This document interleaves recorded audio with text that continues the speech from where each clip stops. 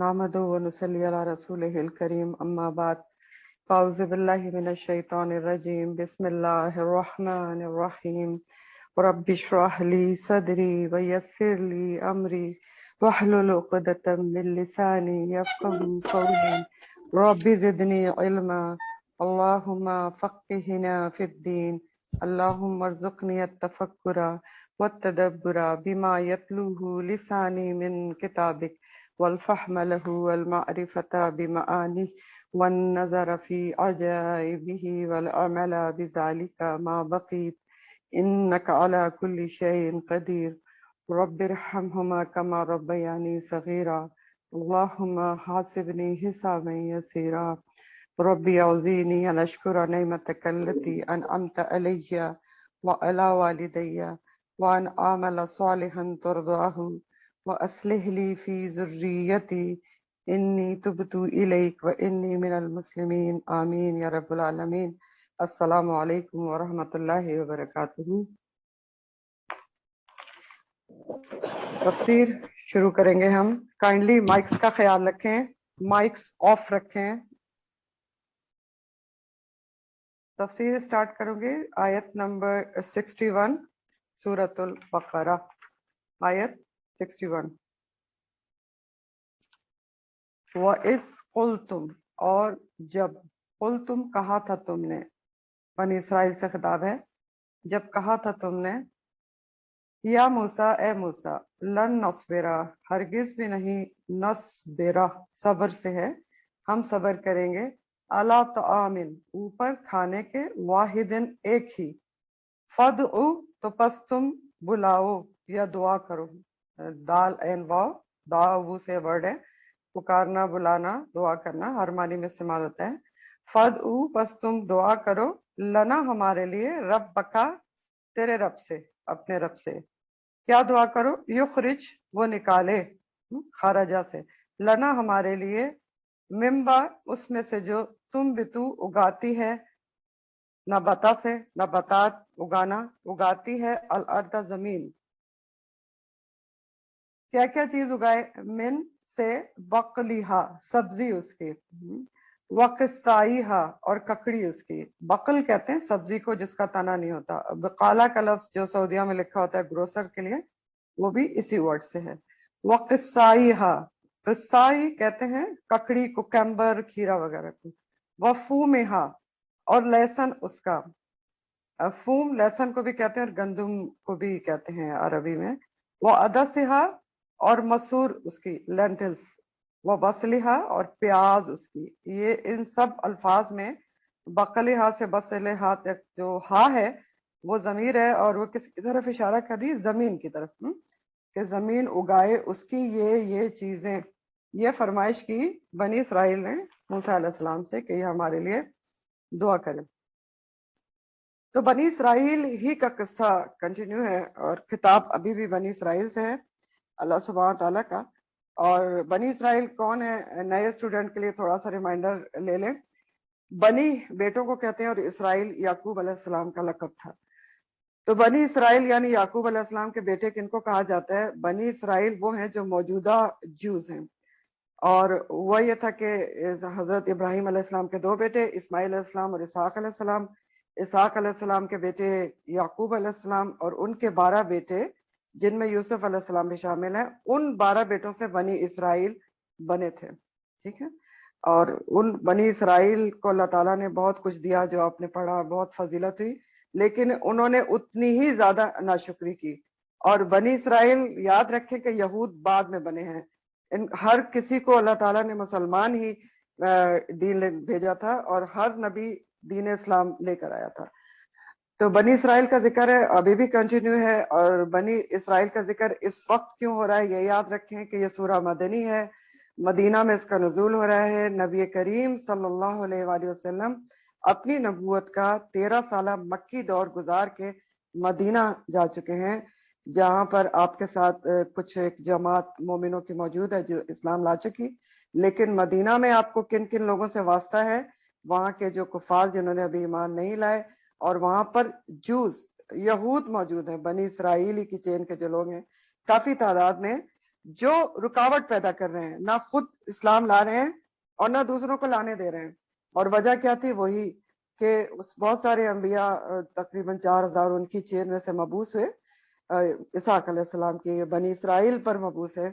تو وہ سمجھتے تھے کہ آخری نبی جن کی نشانیاں ان کی کتابوں میں ہیں وہ بھی ان کی چین سے آئیں گے، لیکن آخری نبی اللہ سبحانہ تعالیٰ نے بنی اسماعیل یعنی اسماعیل علیہ السلام کی نسل میں مبعوث کر دیے.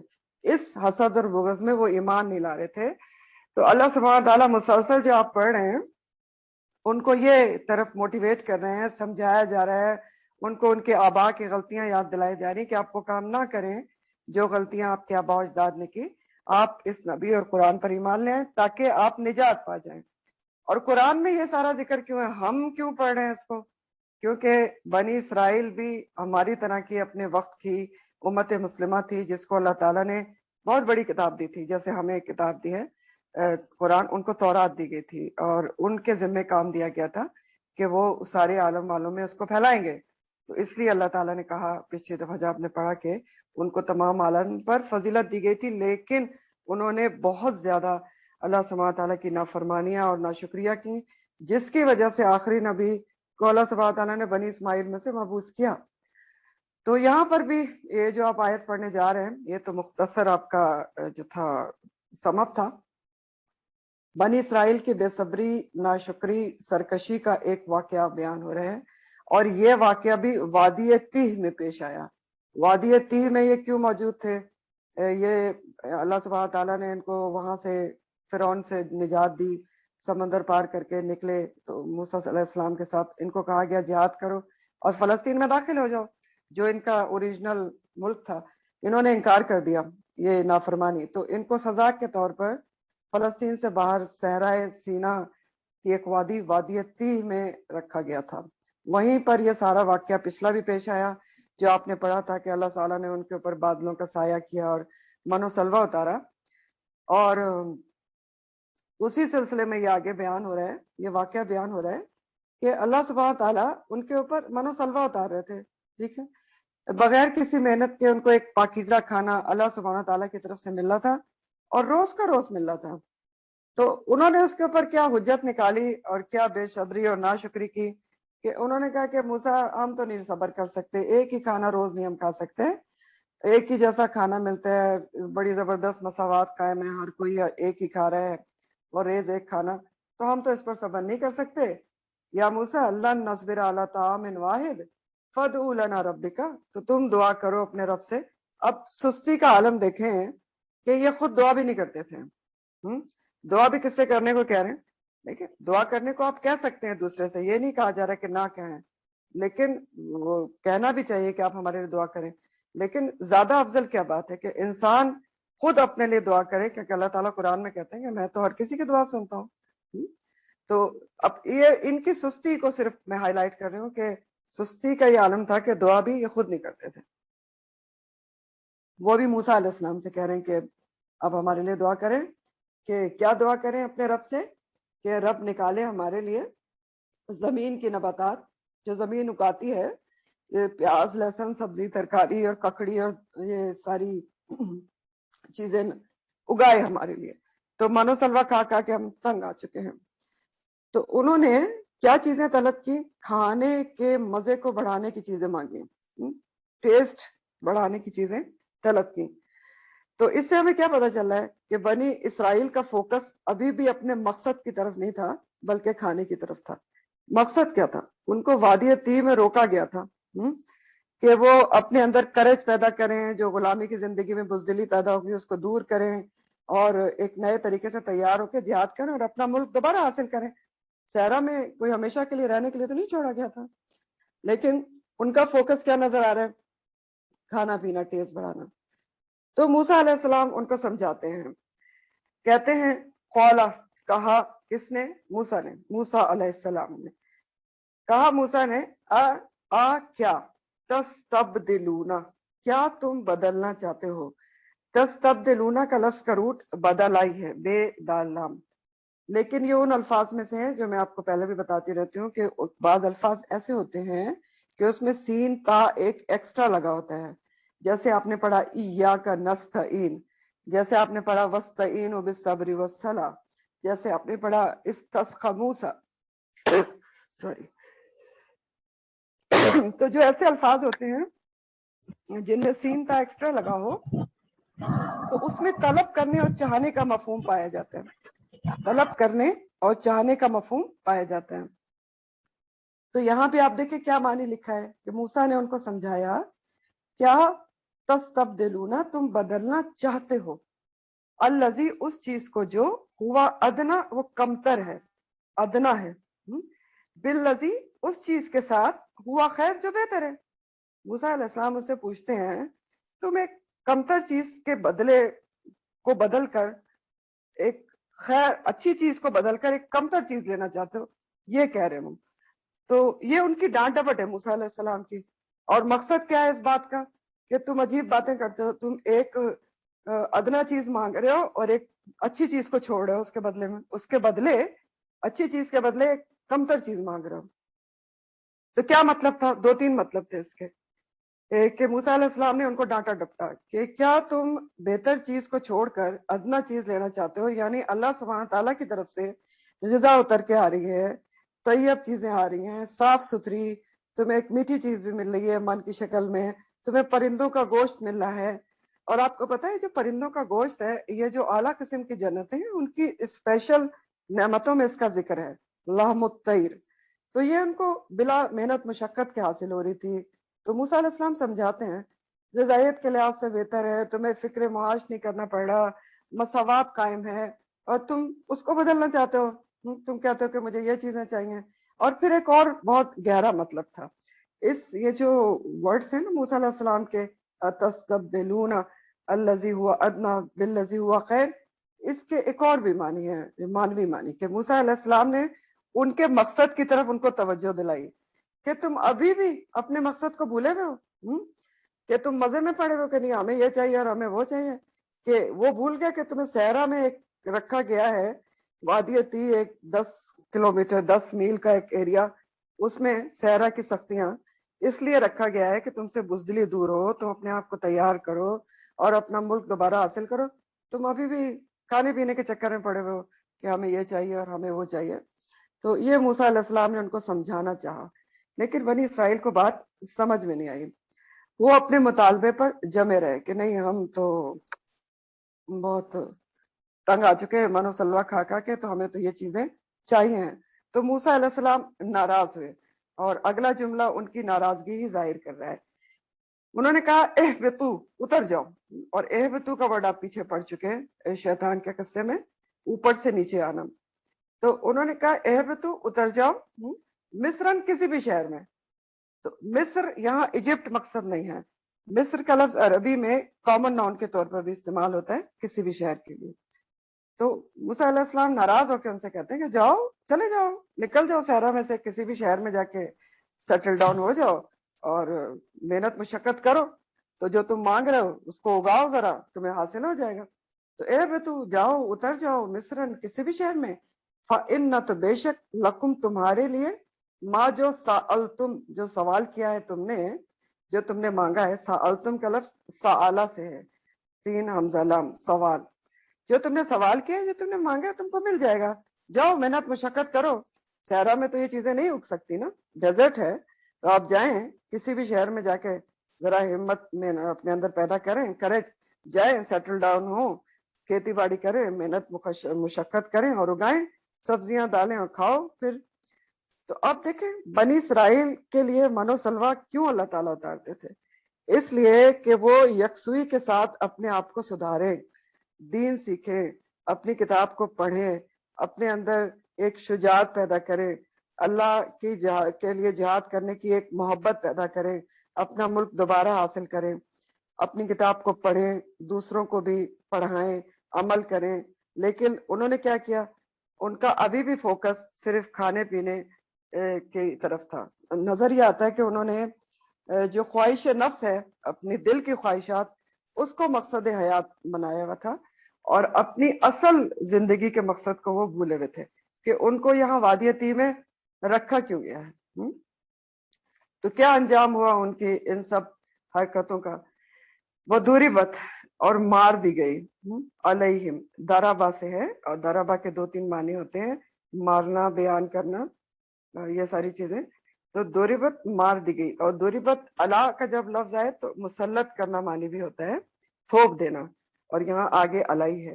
وہ دوریبت علیہم، مسلط کر دی گئی، مار دی گئی، علیہم ان پر. کن کے اوپر؟ بنی اسرائیل کے اوپر.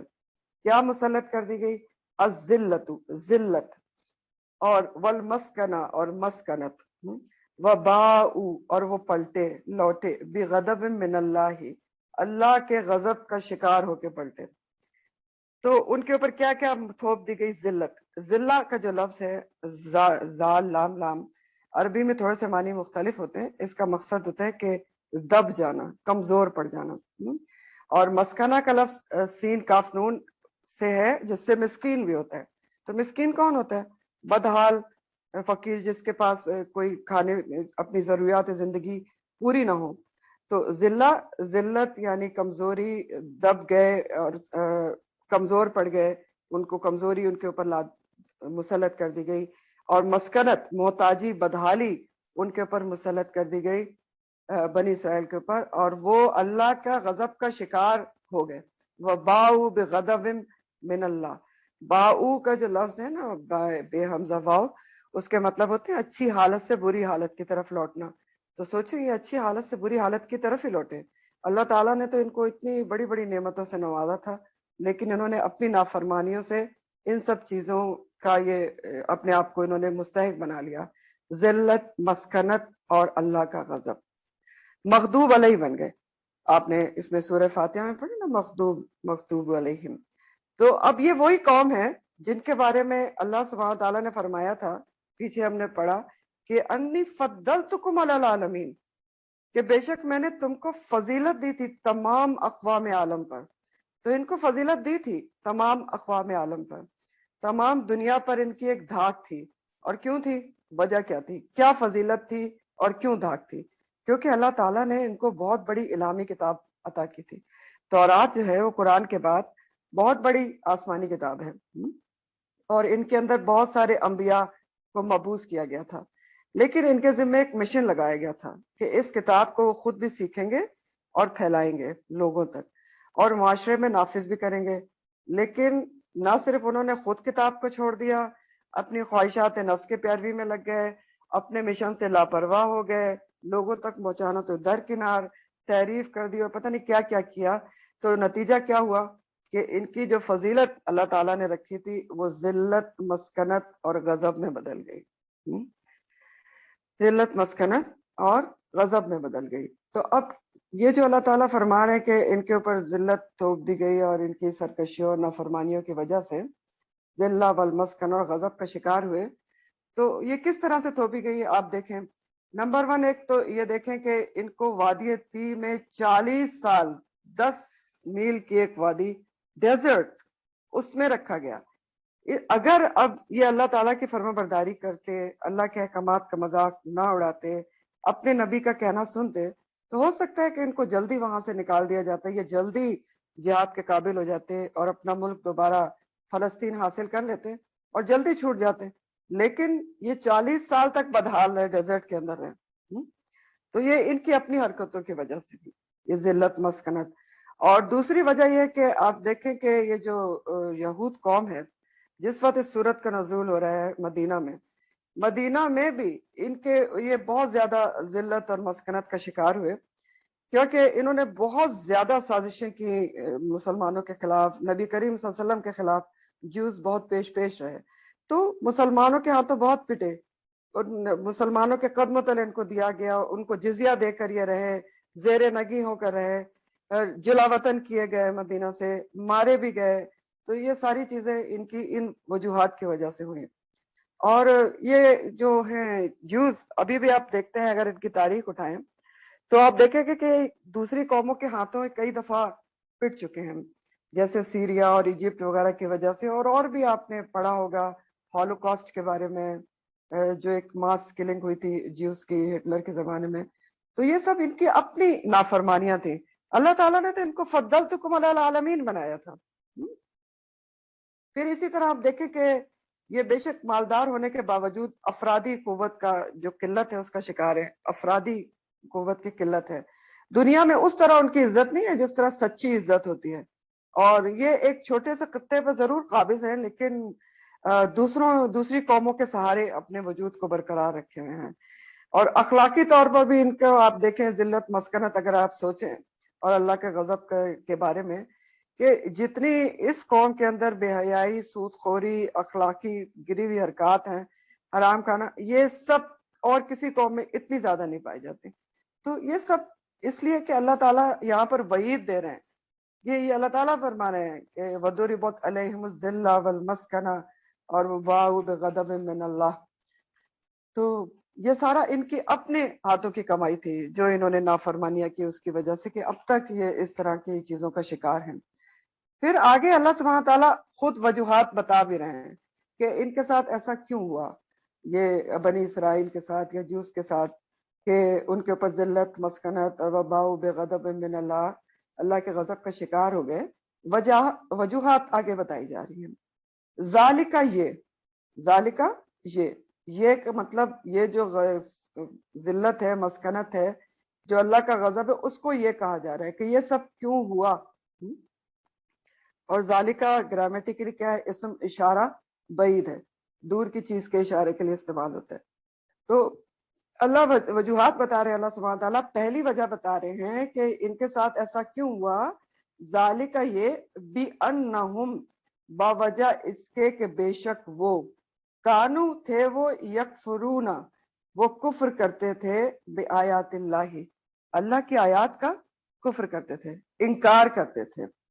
اور دوسری وجہ کیا ہے؟ وَيَقْتُلُونَ اور وہ قتل کر دیتے تھے، النبیین نبیوں کو، نبی کی جمع، بغیر حق ناحق قتل کر دیتے تھے، بغیر حق کے۔ تو یہاں تھوڑا سا یہ بھی سمجھ لے کہ ناحق قتل کرنے کا مطلب کیا ہے، اور حق سے قتل کیا ہوتا ہے۔ حق سے قتل یہ ہوتا ہے کہ آپ آگے پڑھ لیں گے انشاءاللہ، کہ جب کوئی کسی انسان کو قتل کر دیتا ہے تو قصاص کے طور پر پھر اس کی بھی جان لی جا سکتی ہے، جیسے پھانسی وانسی دی جاتی ہے۔ تو انبیاء کو ناحق قتل کر دیتے تھے، انبیاء تو بیچارے معصوم اللہ کے بندے ہوتے ہیں۔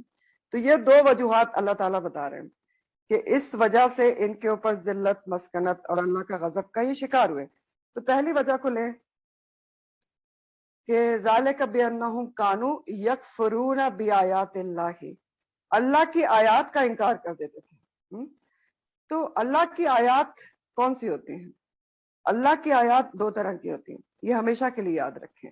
آیات کا جو ورڈ ہے نا، آیا کی جمع ہے، آیتن کی جمع ہے، اور آیا کے مطلب ہوتے ہیں نشانی۔ تو اللہ کی آیات جو ہیں وہ دو طرح کی ہوتی ہیں، ایک شرعی آیات ہوتی ہیں اور ایک کونی آیات ہوتی ہیں، کائنات سے، ٹھیک ہے، شرعی اور کونی۔ تو شرعی آیات کون سی ہوتی ہیں؟ جو الہامی کتاب کی آیات ہوتی ہیں، جو قرآن کی آیات ہیں، جو اللہ تعالیٰ کے احکامات ہیں، وہ ان کو کہتے ہیں شرعی آیات۔ اور کونی آیات کون سی ہوتی ہیں؟ کائنات میں جو اللہ تعالیٰ کی قدرتیں اور نشانیاں موجود ہیں، ان کو کونی آیات کہتے ہیں۔ تو اب انہوں نے تو دونوں کا انکار کر دیا، شرعی کا بھی، جو اللہ تعالیٰ جو بھی حکم دیتے تھے آپ پڑھ ہی رہے ہیں، مسلسل نافرمانی، مسلسل انکار۔ اللہ تعالیٰ نے کہا کہ عاجزی کے ساتھ داخل ہونا، انہوں نے مذاق بنا دیا۔ تو ان کا تو یہ ایک سرہ بن گیا تھا کہ یہ اللہ کے احکامات کا انکار کرتے تھے، اللہ کے احکامات کو بدل دیتے تھے، مذاق اڑاتے تھے، اپنے نبی سے حجت بازیاں کرتے تھے۔ اور کونی آیات کا بھی انہوں نے کو جھٹلا دیا، کیونکہ کونی آیات بھی تو انہوں نے بہت سی دیکھی تھی نا، ان کی نظروں کے سامنے سمندر پھٹا تھا، ان کو راستہ ملا تھا۔ پھر ابھی آپ نے لاسٹ ٹائم پڑھا کہ 12 چشمے پھوٹ نکلے، سامنے ان کے من و سلوہ آسمان سے اتارا جاتا تھا۔ تو انہوں نے دونوں کا انکار کر دیا۔ اور یہ جو یکفرونا کا ورڈ ہے نا، کہ یہ انکار کرتے تھے، کفر یکفرو، تو اس کے دو مصدر ہوتے ہیں۔ مصدر کیا ہوتا ہے؟ مصدر کہتے ہیں کام کے نام کو۔ ایک تو کام ہوتا ہے نا جو آپ کر رہے ہوتے ہیں، جس کو آپ فعل یا ورب کہتے ہیں، اور ایک کام کا نام بھی ہوتا ہے۔ تو جو کام کا نام ہوتا ہے اس کو مصدر کہتے ہیں، سواد سے، بس ابھی لکھ لیجئے، آپ کو عنقریب سمجھ آ جائے گا۔ تو کفر یکفرو کا جو ورڈ ہے جس سے یکفرونا ہے، اس کے دو مصدر ہوتے ہیں، ایک کفر اور ایک کفران۔ کفر کا مطلب کیا ہے؟ انکار کرنا، اور کفران کے مطلب کیا ہے؟ ناشکری کرنا. اردو میں بھی استعمال ہوتا ہے نا کفران نعمت, سنا ہے؟ تو کفر کا مطلب انکار کرنا اور کفران ناشکری. تو اب آپ دیکھیں کہ انہوں نے دونوں چیزیں کی, اللہ کی آیات کا کفر بھی کیا, انکار بھی کیا, دونوں قسم کی آیات کا, اور ناشکری بھی کی. اتنے اتنے معجزات کے ساتھ ان کو نجات دی گئی, اتنا اتنا اللہ تعالیٰ نے سزا کے طور پر وادی عتیق میں رکھا تھا, اس کے باوجود ان پر اتنے کرم, لیکن انہوں نے اللہ کے احکامات کا انکار بھی کیا اور ناشکری بھی کی. اور دوسری وجہ ان کی ذلت, مسکنت اور غضب کی, اللہ سبحانہ تعالیٰ بتا رہے ہیں وَيَقْتُلُونَ النَّبِيِّينَ بِغَيْرِ حق, انبیاء کو قتل کر دیتے تھے, انبیاء کو. یہود کی ہسٹری میں آتا ہے, بنی اسرائیل کی, انہوں نے تقریباً 300 انبیاء کا قتل کیا تھا, 300 جس میں بعض ریناؤنڈ انبیاء بھی شامل ہیں جیسے یحییٰ علیہ السلام اور زکریا علیہ السلام. اور عیسیٰ علیہ السلام کو بھی جو صلیب چڑھانے کی سازش کی تھی وہ بھی جیوز نے ہی کی تھی. وہ تو اللہ سبحانہ تعالیٰ نے اینڈ ٹائم پر ان کو جسم اور روح سمیت آسمانوں پر اٹھا لیا اور وہ دوبارہ آئیں گے, لیکن وہ بھی انہی کی کانسپیرسی اور سازش تھی کہ جو کیا. تو اب آپ دیکھیں کہ انبیاء کا قتل, انبیاء تو معصوم لوگ ہوتے ہیں نا, ان کا قتل کرنا, تو یہ تو بہت ہی زبردست قسم کی آپ کہہ سکتے ہیں کہ سرکشی کی بات ہوتی ہے. تو اب اللہ تعالیٰ آگے ان کے ان دو کاموں کی مزید وجہ بتا رہے ہیں کہ یہ ایسے کیوں تھے کہ اللہ کی آیات کی نافرمانی کرتے تھے, اللہ کے حکم کا مذاق بناتے تھے, اور حد یہ کہ انبیاء کا قتل کر دیا. اس کی وجوہات بتائی جا رہی ہیں کہ یہ ایسا کیوں کرتے تھے. ذالکہ یہ بیما بوجہ اس کے جو اسو وہ نافرمانی کرتے تھے, وہ کانو اور تھے وہ یاتدون وہ حد سے نکل جاتے تھے. اللہ تعالیٰ بتا رہے ہیں ان کی یہ حرکتیں اس لیے تھیں کہ ان کی سرشت میں نافرمانی بس گئی تھی. اسو کا جو لفظ ہے این سواد یا سے ہے, اسی. تو اسی کے معنی ہوتے ہیں کہ بھلائی کی بات جو بتائی جائے اس پر انسان عمل نہیں کرے, جان بوجھ کر عمل نہیں کرے یا انجانے میں عمل نہیں کرے. بھلائی کی جو بات بتائی جا رہی ہے اس کے اوپر جان بوجھ کر یا انجانے میں عمل نہیں کرے. تو اب آپ دیکھیں یہ ہر بات وہی کرتے تھے جن سے ان کو روکا جاتا تھا, اور ہر بات کا الٹ کرتے تھے. تو اسو وہ نافرمانی ان کی سرشت میں رچ بس گئی تھی, اور اس کی بھی وجہ ابھی آگے ہم پڑھیں گے کہ کیوں ان کی سرشت میں نافرمانی رچ بس گئی تھی. تو اسو ان کی جو تھا نا نافرمانی, اللہ کی بھلائی کی بات سے انکار کرنا جان بوجھ کر یا انجانے میں, وہ وہی کام کرتے تھے جس سے ان کو روکا جاتا تھا. تو اب دیکھیں انبیاء کو قتل کرنے کی وجہ اللہ تعالیٰ بتا رہے ہیں نا کہ وہ اسو, تو اسو انبیاء کو قتل کیوں کرتے تھے کہ انبیاء بھلائی کی بات ہی تو بتاتے تھے, اب یہ اس پر عمل نہیں کرنا چاہتے تھے کیونکہ خواہش نفس کے اگینسٹ جاتی ہے نا انبیاء کی بات. تو یہ انہوں نے کیا کیا کہ نہ انبیاء ہوں گے نہ یہ ہم سے بار بار بات کریں گے, کیونکہ انبیاء تو چاہے ان کے ساتھ کچھ بھی کیا جائے, ان کو پتھر مارے جائیں, لیکن وہ بھلائی کی بات تو بتاتے ہیں. تو انہوں نے کہا کہ ختم ہی کر دو, نہ رہے گی بانس نہ بجے گی بانسری, نہ کوئی روکنے والا ہو نہ ہمیں روکے. اتنے زیادہ سرکش اور خواہش نفس پہ چلنے والے تھے کہ قتل ہی کر دیا. اور یہ بات بھی ابھی آگے آئے گی, اللہ تعالیٰ یہ سورہ البقرہ میں آئے گی کہ اللہ تعالیٰ کہتے ہیں کہ جب بھی نبی آئے تمہارے پاس جو تمہارے نفسوں کو پسند نہیں آئے, تو تم نے ایک گروہ نبی کو تو انکار کر دیا, تکذیب کر دی, اور دوسرے کو قتل ہی کر ڈالا. تو انبیاء کے قتل کی وجہ بھی یہ تھی. اور دوسری وجہ یہ تھی کہ ثم قست قلوبہم, یہ بھی ابھی آگے بتایا جائے گا, ان کے دل سخت ہو گئے تھے. کیونکہ دیکھیں نیک لوگوں کو قتل کرنا, ٹھیک ہے, علماء کا قتل, یہ سب نمازیوں کا قتل, یہ سب کون کر سکتا ہے؟ جو بے حس ہو جائے, جس کا دل سخت ہو جائے, پتھر سے بھی زیادہ سخت ہو جائے, تو وہ یہ سب کام کر سکتا ہے. تو یہ سب وجوہات تھی.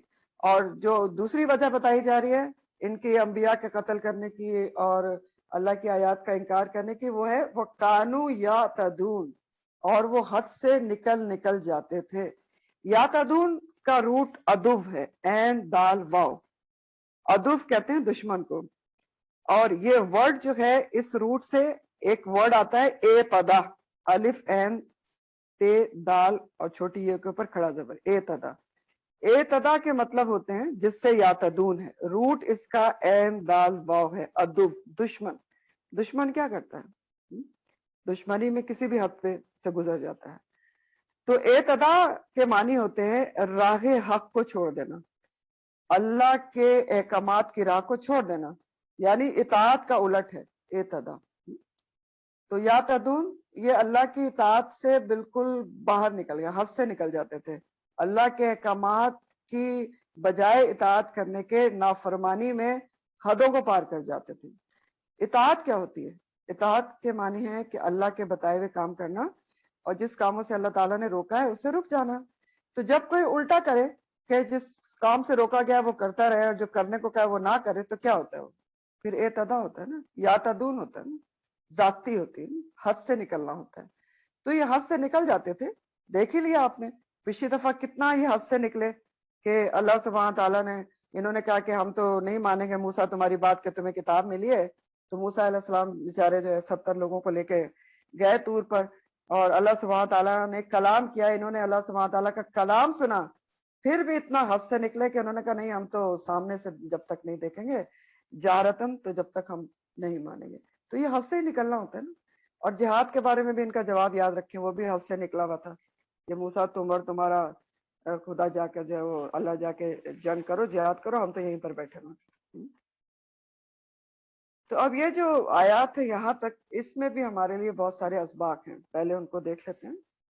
سب سے پہلے تو یہ ہے بات کہ دیکھیں انسان کو صرف دنیا کے چکر میں نہیں پھنسے رہنا چاہیے کہ ایک سائیکل چل رہی ہو، کھانا پینا اور دنیا کی روٹین کہ صبح اٹھے ہیں وہی روٹین ہے، جاب ہے، بچے ہیں، اسکول ہے، کھانا پکانا، کھانا سونا، اور اس کے بعد پھر ویسا ہی ایک دن. ٹھیک ہے، تھوڑا سوچنا چاہیے بطور مسلمان، ہمیں بطور مسلم خاتون یا مسلم مرد یہ بھی سوچنا چاہیے کہ ہماری بطور مسلم کچھ اور بھی ذمہ داری ہے. وہ کیا ہے؟ اللہ تعالیٰ نے ہمیں جو پیدا کیا ہے اس کا کچھ مقصد بھی ہے. کیونکہ دیکھیں یہ سارے کام تو اور بھی مخلوقات کرتی ہیں نا، بچے پالنا، کھانا پینا، لیکن انسان کو اللہ تعالیٰ نے، اور خاص طور پہ مسلم کو اللہ تعالیٰ نے ایک اس کی وہ بتائی ہیں، مقاصد بتائے ہیں قرآن میں کہ کچھ ذمہ داریاں ہیں ہمارے اوپر ایز اے مسلم. دین کو سمجھنا، سمجھانا، کم از کم اپنی حد تک اور اپنے گھر والوں کی حد تک، اور آخرت کی فکر رکھنا. کیا کہ قرآن میں اللہ تعالیٰ ہماری زندگی کا مقصد کیا بتاتے ہیں؟ ایک جگہ بتاتے ہیں الا لیعبدون کہ اللہ کی عبادت، اور دوسری جگہ کیا بتاتے ہیں؟ سورہ ملک آپ سونے سے پہلے پڑھتے ہوں گے کہ کس لیے پیدا کیا انسان کو، زندگی اور موت کیوں دی گئی ہے؟ کہ ایکم احسن عملا، تم میں سے کون اچھے عمل، صالح عمل لے کر لوٹتا ہے. تو یہ باتیں بھی ذرا سوچنا چاہیے روٹین سے ہٹ کر، اور خاص طور پر ہم خواتین کے سوچنے کی بات ہے یہاں پر، کیونکہ یہاں پر کھانے پینے اور ان سب چیزوں کا ذکر ہے. تو خواتین کو ضرور اس طرف دھیان دینا چاہیے کہ یہ جو موسیٰ علیہ السلام نے کہا کہ اتستبدلون، تم کیا اس چیز کو الذی ہوا ادنا، کمتر ہے، اس کو بدلنا چاہتے ہو، ہوا خیر. تو اب دیکھیں اس میں بہت اہم سبق ہے کہ خاتون ہونے کے ناطے ہم کو صرف اور صرف کھانا پکانے اور کھانے میں اتنا غم نہیں ہونا چاہیے کہ جو خیر ہے، جو زندگی کا مقصد ہے، وہ ہم بالکل ہی بھول جائیں کہ آج کیا پکے گا اور کیسے پکے گا اور کون سی نئی ریسیپی. کھانا پکانا چاہیے، یہ نہیں کہہ رہی ہوں میں، ضرور پکائیں، بہت اچھی بات ہے، نئے کھانے بھی پکائیں، ٹھیک ہے، کھانا پکانا بھی چاہیے گھر والوں کے لیے، اوروں کو بھی کھلانا چاہیے، قرآن بہت موٹیویٹ کرتا ہے. لیکن بات اصل کیا ہے کہ کھانا پکانے، کھانے کچن میں اتنا گم نہیں ہونا چاہیے کہ کھانے کے پیچھے ہوا خیر، جو بہترین چیز ہے، وہ بالکل چھوٹ جائے، نمازیں لیٹ ہو جائیں یا بالکل ہی قضا ہو جائیں، یا جب نماز پڑھنے کے لیے کھڑے ہوں تو اتنا تھک چکے ہوں کہ نماز پڑھنے کی طاقت ہی نہ ہو. صرف یہ اس آیات سے ہمارا سبق ہے، اپنے ٹائم کی صحیح مینجمنٹ ہمیں آنا چاہیے. کیونکہ دیکھیں اللہ سبحانہ تعالیٰ نے ہمیں ترک دنیا کا تو کہا ہی نہیں، ہمارے دین میں ہے ہی نہیں. یہ سب کچھ کرنا ہے، ساتھ ساتھ بچوں کو بھی سنبھالنا ہے، گھر کو بھی دیکھنا ہے، اور اپنے کھانا بھی پکانا ہے، سب کچھ کرنا ہے. لیکن ساتھ ساتھ آخرت کی پرواہ تو نہیں چھوڑ سکتے نا. انہی دنیا کی چیزوں میں، اور یہی وقت ہمارے پاس ہے ہاں اجل مسمہ تو نہیں ہے نا, ایک لمیٹڈ سا وقت ہے, تو اس میں آخرت کی فکر بھی کرنی ہے جو بہترین اور ہمیشہ کے لیے ہے, خیر و ابقا ہے.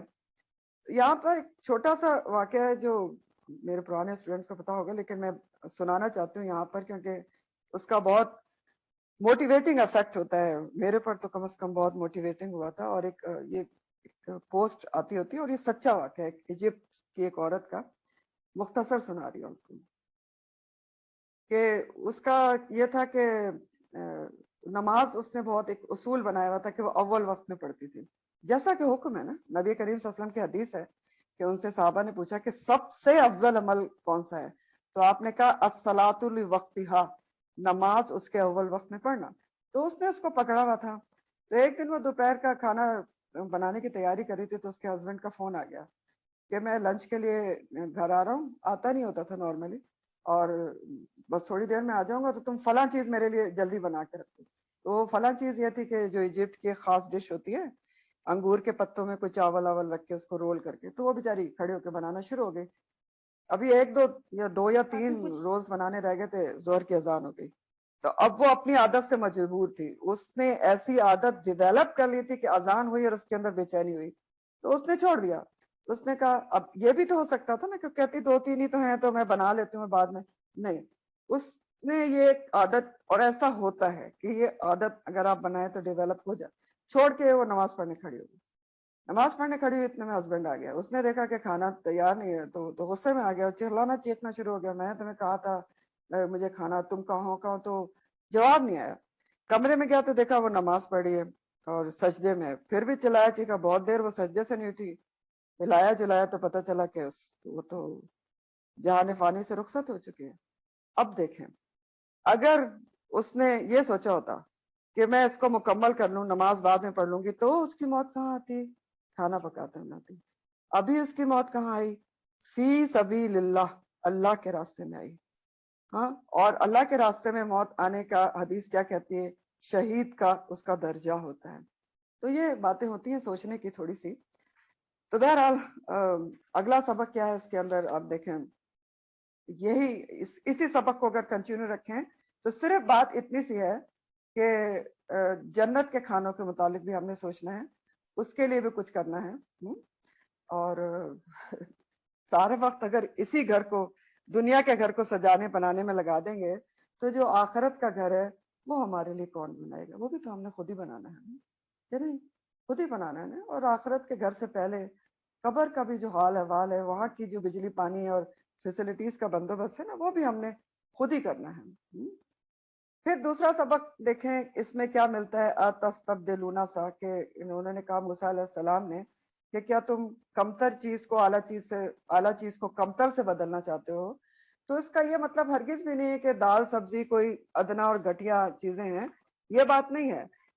پھر اس سے کیا مراد ہے, اس کا معنی یہ ہے کہ انہوں نے یہ سمجھانے کی کوشش کی بنی اسرائیل کو کہ تمہاری زندگی کا مقصد ابھی کچھ اور ہے, کہ تمہیں وادی طی میں بطور سزا رکھا گیا ہے. ایک اعلیٰ مقصد ہے تمہاری زندگی میں کہ تم نے اپنے ملک کو دوبارہ حاصل کرنا, جہاد کر کے اس پر کنسنٹریٹ کرو. تو اس سے بھی سبق کیا ہے کہ جن لوگوں کی زندگی میں بڑے اور اعلیٰ مقاصد ہوتے ہیں, وہ پھر ذرا چھوٹی چیزوں اور عام چیزوں سے اوپر بڑھ کے, اوپر ہو کر, اوپر اٹھ کر کچھ اور بھی سوچتے ہیں, کچھ اور بھی سوچتے ہیں, اس طرح بھی دھیان دیتے ہیں. اور اگلا سبق پھر امپورٹنٹ ترین سبق جو بنی اسرائیل کے حوالے سے ہمارے لیے اس میں ہے, وہ کیا ہے امپورٹنٹ ترین, کہ یہ وہی قوم ہے آپ دیکھیں جس کو اللہ تعالیٰ نے فضیلت دی تھی تمام عالموں پر, اور ان کے ایک اعلیٰ اور فضیلت کیوں دی تھی کہ ان کو ایک کتاب دی گئی تھی کہ خود بھی عمل کریں گے, لوگوں کو جوڑیں گے. لیکن پھر کیا ہوا کہ ان پر ذلت مسکنت طاری کر دی گئی, اللہ کے غضب کا شکار ہو گئے. تو سوچیں ذرا, اور بہت ہی دکھ اور افسوس کے ساتھ ہم سوچیں, دکھ اور افسوس کے ساتھ, کہ کیا آج امت مسلمہ دنیا میں عزت دار قوم ہے, کیا حال ہے آج ہمارے پاسپورٹ کا. اور اگر ہماری عزت نہیں ہے تو یہ سوچنے کے بعد صرف اتنی سی کہ کہیں یہ جو اللہ تعالیٰ وجوہات بتا رہے ہیں, یہی کہیں نہ کہیں تو نہیں ہے وجوہات کہ عزت مسلمانوں کی دنیا میں کم ہے.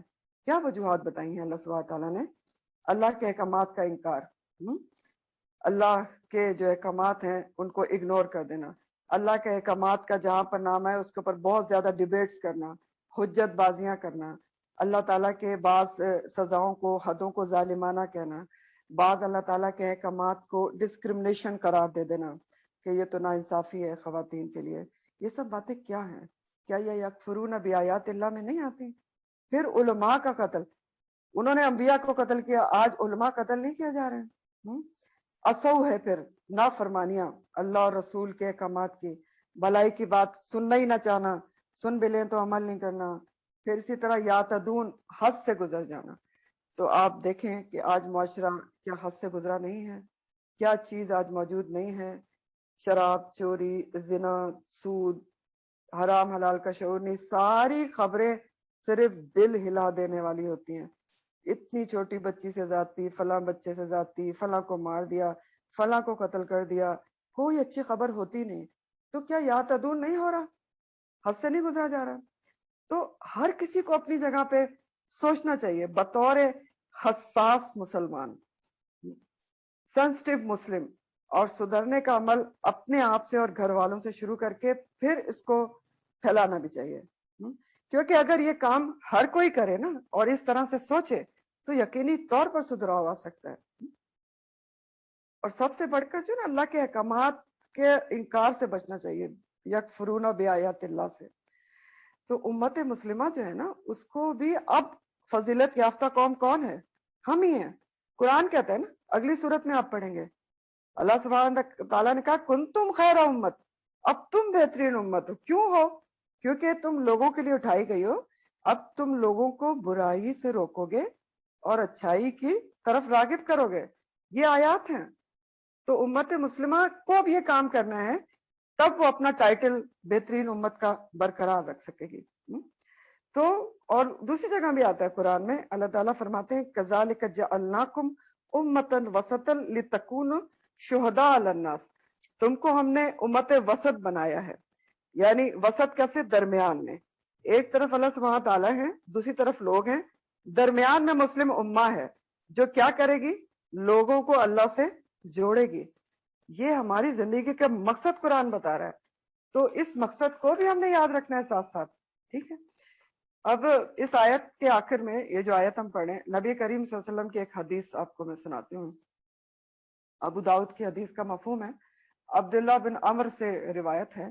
نبی کریم صلی اللہ علیہ وسلم نے فرمایا کہ جب تم بیانے پر سودا خریدنے لگو گے، ابھی اس کو ایکسپلین کروں گی، بیانے پر سودا خریدنے لگو گے، کھیتی میں تمہارا بہت جی لگ جائے گا، جہاد چھوڑ بیٹھو گے، تو اللہ ہمیشہ کے لیے تم پر ایسی ذلت غالب کر دے گا جو تم سے کبھی دور نہیں ہوگی جب تک تم اپنے اصل دین پر قائم نہ ہو جاؤ. اب کیا کہہ رہے ہیں نبی کریم صلی اللہ علیہ وسلم؟ یہ ہمارے امت مسلمہ کے لیے آپ نے فرمایا ہے جب تم بیانے پر سودا لینا شروع کر دو. بیانہ کیا ہوتا ہے؟ قسطوں پر، انسٹالمنٹ پر. کیونکہ انسٹالمنٹ پر جو چیز لی جاتی ہے اس میں سود انوالوڈ ہوتا ہے. نمبر 2، کھیتی میں جی لگ جائے سے مطلب ہے کہ صرف دنیا میں دل لگ جائے گا، دنیا ہی مقصد اور مقصود اور مطلوب بن جائے گی. اور جہاد چھوڑ بیٹھو گے، جہاد کو بھی سمجھ لیں، جہاد کا مطلب صرف لڑائی کرنا نہیں ہوتا اللہ کی راہ میں. جہاد ایک چیز ہوتی ہے اور ایک چیز ہوتی ہے قتال. قتال جو ہوتا ہے اس کا مقصد ہوتا ہے اللہ کی راہ میں جنگ کرنا، لیکن جہاد کا ورڈ جوہد سے ہے اور اس کا مقصد ہے انتہائی کوشش کرنا، اٹموسٹ ایفرٹس کرنا اللہ کے دین کے لیے. ٹھیک ہے. تو نبی فرما رہے ہیں صلی اللہ علیہ وسلم جب تم بیانے پر سود لینے تھوڑے پیسے دے کر قسطوں پر چیزیں لینے لگو گے، دنیا میں بہت جی لگ جائے گا، دین کے لیے تو کوششیں ہی کرنا چھوڑ دو گے، تو اللہ تم پر ذلت مسلط کر دے گا جو جب تک دور نہیں ہوگی جب تک تم اپنے اصل دین پر نہیں لوٹو گے. یعنی وہ سب کام نہیں کرو گے جس کے لیے تمہیں کہا گیا ہے، جس کے لیے تم بھیجے گئے ہو.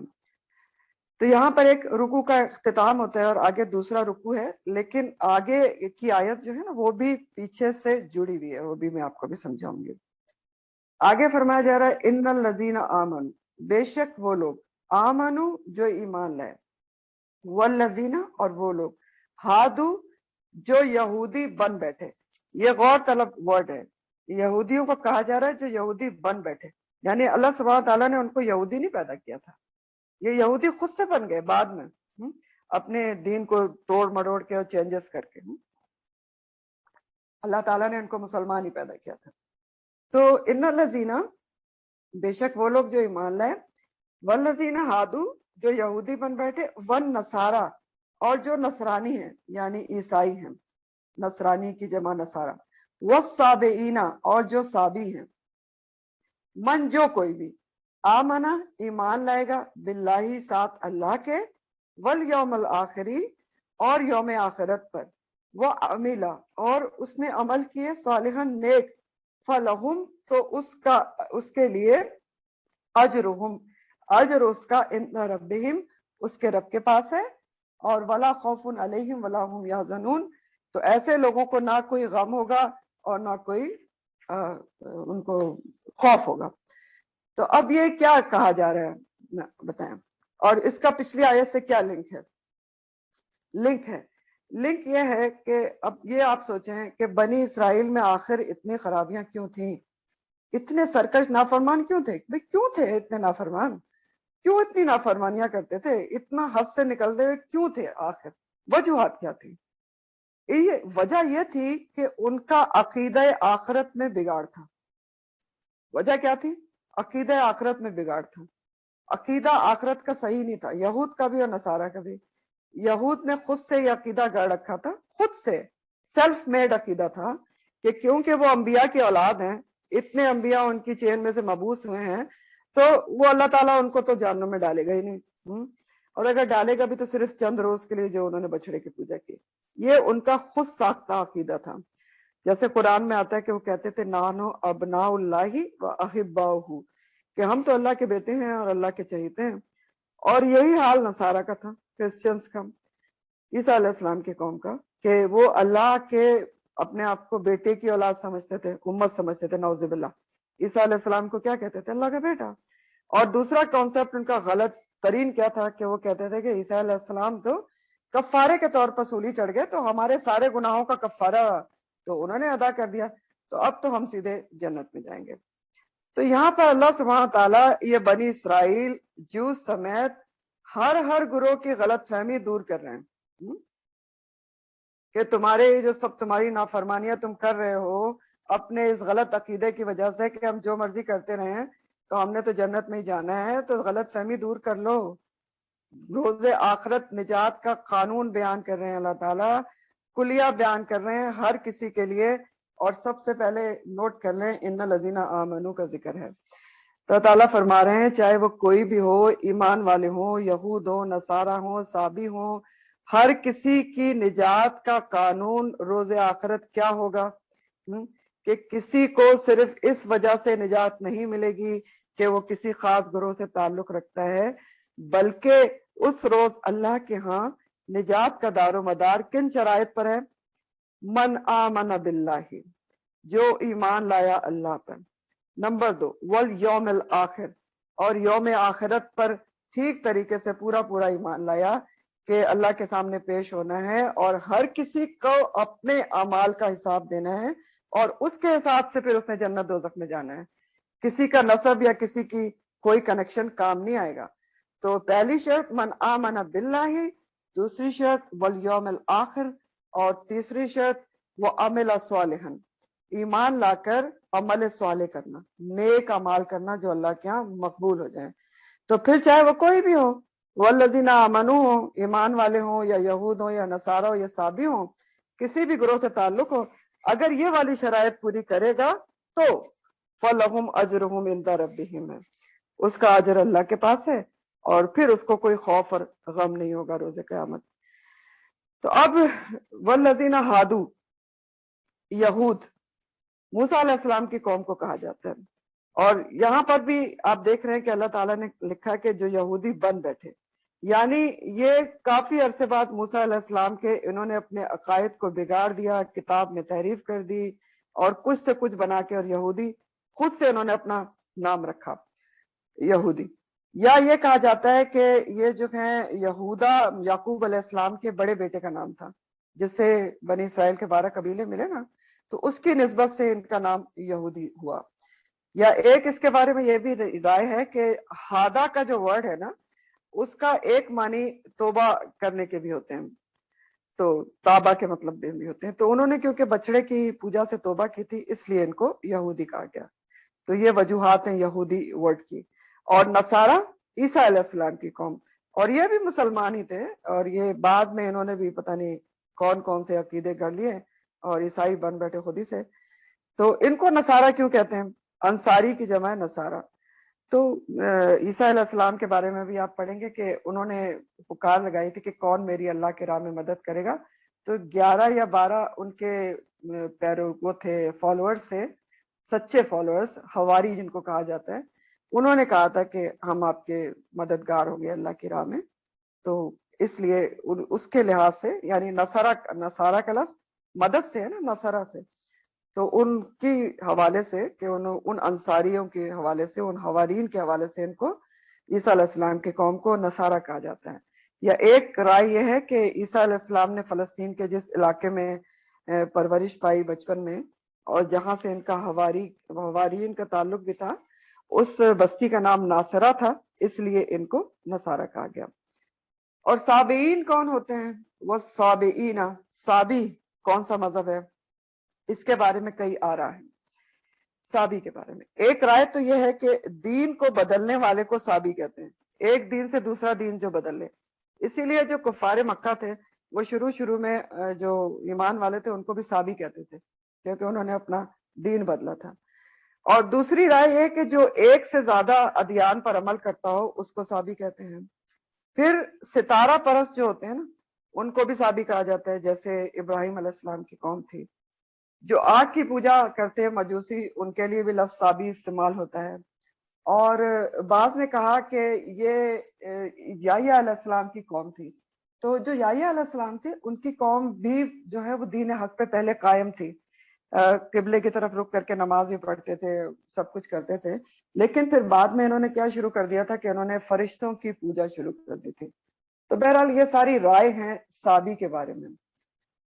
تو اب یہ جو آیت ہے پوری، اس کی جو تفسیر ہے اس میں 2-3 معنی بیان ہوتے ہیں پوری آیت کو لے.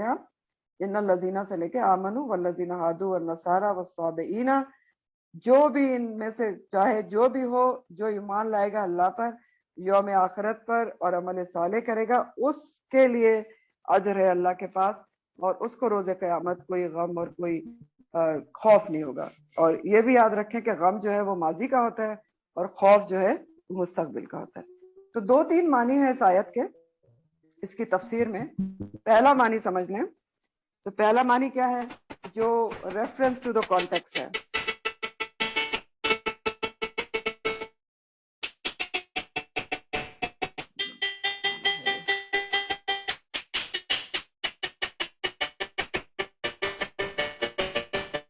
کسی کا مائک آن تو نہیں ہے؟ ہاں پتہ نہیں کس جی کا میں مائک آن ہے. اتنی دفعہ تو میں نے کہا ہے بسم اللہ. چلے انا للہ و انا الیہ راجعون.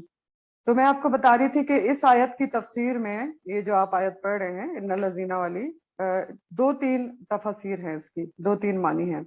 پہلا معنی ریفرنس ٹو دا کانٹیکسٹ ہے، یعنی جو بات پیچھے سے چل رہی ہے اسی کے حوالے سے پہلا معنی ہے. اور پیچھے سے بات کیا چل رہی ہے کہ یہ مدنی سورہ ہے اور اس وقت یہود مدینہ موجود ہیں، اور وہ کیا کر رہے ہیں کہ نہ خود نبی کریم صلی اللہ علیہ وسلم پر ایمان لا رہے ہیں اور نہ دوسروں کو لانے دے رہے ہیں، بتا کے نہیں دیتے، نشانیاں کہتے ہیں ہمیں نہیں معلوم. تو ان کو ان کے آباء و اجداد کے بارے میں بتا کر سمجھایا جا رہا ہے کہ جو غلطیاں آپ کے آباء و اجداد نے کی وہ آپ نہ کریں، اس کو آپ نہ دہرائیں. آپ اس آخری نبی اور قرآن پر ایمان لے آئیں، اپنا عقیدہ آخرت درست کر لیں، جو غلط فہمیاں پالی ہوئی ہیں آخرت کے بارے میں. تو اب ان کے دل میں یہ خیال آ سکتا تھا کہ پتہ نہیں جو اللہ سبحانہ تعالیٰ نے وعید دی کہ ہمیشہ کے لیے ذلت مسکنت اور اللہ کے غضب کا شکار ہو گئے، ان کے آباء اجداد کو کہا گیا، تو کیا ہم اگر ایمان لے آئیں گے تو یہ ذلت مسکنت ہم سے دور ہو جائے گی؟ تو کلیئر کیا گیا، امید دلائی گئی کہ ہاں اگر تم سچا ایمان لے آؤ گے اللہ پر اور یوم آخرت پر تو تمہاری بھی نجات ہو جائے گی. ایمان لا کر عمل صالح کرو گے، آخرت کا عقیدہ صحیح رکھو گے تو تمہیں بھی کوئی غم اور خوف نہیں ہوگا. ایک معنی ٹھیک ہے. دوسرا معنی اس لحاظ سے ہے کہ جب اللہ سبحانہ تعالیٰ نے پچھلی آیات میں یہود کی بدعمالیوں پر عذاب کی وحی سنائی کہ وہ اللہ کے غضب کا شکار ہو کے پلٹے، تو اب اس کے یہ سوال پیدا ہو سکتا تھا کہ ان یہود کا کیا ہوگا جو اپنے وقت میں اپنی کتاب کا صحیح اتباع کرتے تھے۔ اب سب تو نافرمان نہیں تھے نا، پہلے کے یہود بھی، سارے بنی اسرائیل تو نافرمان نہیں تھے، کچھ ایسے بھی تھے نا جو اپنی تورات پہ عمل کرتے تھے، جو موسیٰ علیہ السلام کی بات مانتے تھے۔ تو لیکن اب کیا ہوا کہ نبی کریم صلی اللہ علیہ وسلم کی بعثت ہونے سے پہلے، آپ کے آنے سے پہلے، قرآن کے نزول سے پہلے وہ مر گئے، تو یہ سوال ہو سکتا تھا کہ ان کا پھر کیا ہوگا، کیونکہ تب تو نبی کریم صلی اللہ علیہ وسلم نہیں آئے تھے، قرآن بھی نہیں آیا تھا، تو ان کے اوپر ان کا انجام کیا ہوگا، اب ان کو جنت ملے گی یا نہیں ملے گی۔ تو اللہ تعالیٰ نے وضاحت فرما دی کہ صرف یہودی نہیں، چاہے وہ کوئی بھی ہو، یہود ہو، نصارہ ہو، صابی ہو، اگر اپنے وقت میں اس نے اللہ اور یوم آخرت پر پکا ایمان رکھا، اپنے رسول کی بات مانی اور عمل صالح کرتے رہے، تو وہ بھی نجات سے ہمکنار ہوں گے۔ نبی کریم صلی اللہ علیہ وسلم کی بعثت ہونے سے پہلے وہ مر گئے، لیکن اپنے نبی کی بات مانتے تھے، اپنی کتاب پر عمل کرتے تھے، تو وہ بھی نجات سے ہمکنار ہوں گے۔ ٹھیک ہے۔ تیسرا معنی، موجودہ وقت کے جس وقت یہ سورت کا نزول ہو رہا ہے، اس وقت کے سارے فرقے اور اس کے بعد قیامت تک کے لیے، ابھی بھی اور قیامت تک کے جو بھی فرقے ہیں، یہود ہیں، نصارہ ہیں، صابی ہیں، کوئی بھی ایمان والے ہیں، ان سب کی غلط فہمی کو دور کیا جا رہا ہے، اور بتایا جا رہا ہے کہ اب نبی کریم صلی اللہ علیہ وسلم کی بعثت کے بعد، قرآن کے آنے کے بعد، اللہ سبحانہ تعالیٰ اور اس کے آخری نبی پر ایمان لانا ضروری ہے، اور یوم آخرت کا عقیدہ درست رکھنا ضروری ہے، ایمان لا کر عمل صالح کرنا ضروری ہے، تب جا کر اللہ تعالیٰ کیا نجات ملے گی، تب اجرہم عند ربہم ہوگا، اور تب کوئی غم اور خوف نہ ہوگا۔ تو ایک روایت میں آتا ہے کہ حضرت سلیمان فارسی جو تھے، ایک صحابی رسول تھے، وہ پہلے کرسچن تھے، نصارہ تھے، اور ایمان لے آئے تھے۔ تو ان کے بارے میں ایک روایت میں آتا ہے کہ وہ تو ایمان لے آئے تھے، لیکن ان کو ایک شبہ پیدا ہوا اپنے بعض ساتھیوں کے بارے میں جو مر چکے تھے نبی کریم صلی اللہ علیہ وسلم کی بعثت سے پہلے۔ تو انہوں نے ان کے بارے میں، ان کے انجام کے بارے میں نبی کریم صلی اللہ علیہ وسلم سے پوچھا کہ وہ تو اپنے وقت میں عبادت گزار تھے، اپنے دین اور کتاب کے پابند تھے، تو اب ان کا کیا ہوگا، آپ کی بعثت سے پہلے تو وہ مر گئے۔ تو کہا جاتا ہے کہ اس پر اس آیت کا اللہ تعالیٰ نے نزول کیا اور کلیئر کر دیا کہ جو مر گیا لیکن اس وقت وہ اپنے نبی پر ایمان رکھتا تھا، اللہ پر ایمان رکھتا تھا، یوم آخرت پر سچا ایمان رکھتا تھا، تو اس وقت تو نبی کریم صلی اللہ علیہ وسلم کی بعثت نہیں ہوئی تھی، تو وہ اس کی نجات ہو جائے گی۔ لیکن اب کیا ہے، نبی کریم، یہ آپ بھی کلیئر رکھیں، اب کیا ہے کہ نبی کریم صلی اللہ علیہ وسلم کی بعثت ہونے کے بعد، قرآن کے نزول کے بعد، اب ہر کسی کو اس کی نجات کا ایک ہی صورت ہے کہ وہ دین اسلام قبول کرے، قرآن کے اوپر ایمان رکھے اور نبی کریم صلی اللہ علیہ وسلم کی رسالت کو قبول کرے، تب نجات ہوگی، تب کوئی غم اور خوف نہیں ہوگا۔ اور اس معنی کی تائید قرآن کی آیات سے بھی ہوتی ہے۔ سورہ آل عمران میں اللہ سبحانہ تعالیٰ فرماتے ہیں کہ ان الدین عند اللہ الاسلام، اللہ کے نزدیک قابل قبول دین صرف اسلام ہے۔ اور مزید آل عمران میں ہی فرمایا، آیت نمبر 156 ہے، وَمَن يَبْتَغِي غَيْرَ الْإِسْلَامِ دِينًا فَلَن يُقْبَلَ مِنْهُ وَهُوَ فِي الْآخِرَةِ مِنَ الْخَاسِرِينَ۔ اب اگر کوئی اور دین کوئی تلاش کرے گا اسلام کے علاوہ، یعنی کسی اور دین کے اوپر عمل کرے گا، اس سے قبول نہیں کیا جائے گا، ہر کسی سے قبول نہیں کیا جائے گا، اور آخرت میں وہ کیا ہوگا، خسارہ پانے والا ہوگا۔ تو اسلام کے علاوہ اب کوئی بھی دین پر جو رہے گا وہ اس کے لیے خسارہ ہے۔ اب کیا ہے، نبی کریم صلی اللہ علیہ وسلم کو ماننا، قرآن پہ ایمان اور اسلام میں داخل ہونا، یہ واحد نجات کا ذریعہ ہے۔ اور اس کچھ احادیث سے بھی اس کی وضاحت ہوتی ہے، جیسے مسلم کی حدیث کا مفہوم ہے، نبی کریم صلی اللہ علیہ وسلم نے فرمایا کہ اس ذات کی قسم جس کے قبضے میں میری جان ہے، میری اس امت میں سے جو شخص میری بابت سنے، چاہے وہ یہودی ہو، چاہے عیسائی یا کسی اور دین کا، پھر اگر وہ مجھ پر ایمان نہ لائے تو جہنم میں جائے گا۔ سمجھ گئے؟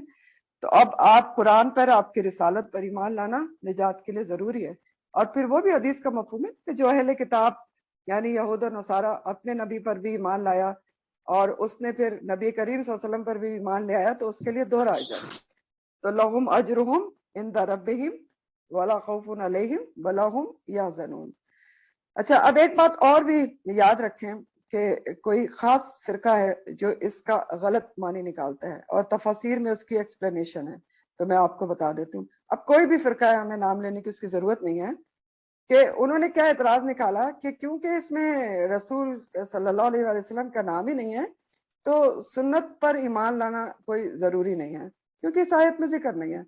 تو وہ میں آپ کو ایکسپلین کر دوں کہ سب سے پہلی بات تو یہ ہے کہ ایسی بات صرف وہی کر سکتا ہے جس کو قرآن کا پورا فہم ہی نہیں ہے، جو پوری بات سمجھ نہیں رہا۔ آپ مجھے بتائیں یہ سارا بنی اسرائیل کا ذکر کس ٹاپک پر ہو رہا ہے؟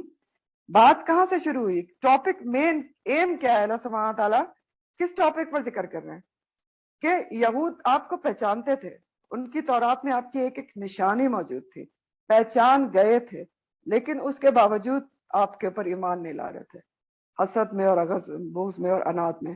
تو ساری بات ہی اسی کے اوپر ہو رہی ہے، آپ کے اوپر ایمان لانے میں، کہ نہیں ایمان لاؤ گے، سمجھایا بجھایا ہی سارا اس پہ جا رہا ہے کہ نہیں ایمان لاؤ گے تو تمہاری نجات نہیں ہے۔ نمبر 2، اس آیت میں اللہ تعالیٰ نے کہا کہ جو ایمان لائے گا اللہ اور یوم آخرت پر اور عمل صالح کرے گا۔ عمل صالح کی ڈیفینیشن بتائیں مجھے، میں نے کسی پچھلی تفسیر میں آپ کو بتائی تھی۔ عمل صالح کس کو کہتے ہیں؟ میں بتاتی ہوں آپ کو۔ عمل صالح کیا ہوتا ہے؟ عمل صالح کی شرائط ہے، تب اس کو آپ عمل صالح کریں گے۔ عمل صالح کا مطلب ہے کہ اللہ کیا جو عمل مقبول ہو، جس کا ریوارڈ ملے، تو اس کی شرائط ہیں۔ وہ کیا شرائط ہیں؟ خالص نیت اللہ کے لیے اور طریقہ نبی کریم صلی اللہ علیہ وآلہ وسلم کا۔ تو اللہ تعالیٰ نے یہاں نہیں کہا کہ ایمان لا کر جو عمل صالح کرے گا، تو عمل صالح تو ہو ہی نہیں سکتا جب تک نبی کریم صلی اللہ علیہ وآلہ وسلم پر ایمان لا کر ان کے سنت کے مطابق نہ کیا جائے۔ تو بات یہ ہے کہ اس آیت میں ایمان کا جز بتایا گیا ہے، کل نہیں بتایا گیا، پارشل ایک ذکر کیا گیا ہے، ٹوٹلی ذکر نہیں کیا گیا۔ ورنہ ہمیں نہیں پتا کہ ایمان کل ایمان کیا ہے، بہت ساری چیزیں ہیں ایمانیات میں جو آپ ایمان مفصل پڑھتے ہیں، آمنت باللہ و ملائکتہ و کتبہ و رسلہ والیوم الآخر، یہ سارا کچھ ہے نا ایمان میں۔ تو یہ کئی دفعہ قرآن میں ہوتا ہے کہ جز بتا کے کل مراد لیا جاتا ہے۔ اور ویسے آپ دیکھیں تو قرآن بھرا پڑا ہوا ہے اس بات سے کہ انسان کا مومن ہونے کے لیے، اللہ کے ہاں اس کے اعمال قبول ہونے کے لیے اللہ کے ساتھ ساتھ آپ کی رسالت پر ایمان لانا اور آپ کی اطاعت کرنا لازم ہے۔ لا الہ الا اللہ کے ساتھ محمد الرسول اللہ لازم ہے۔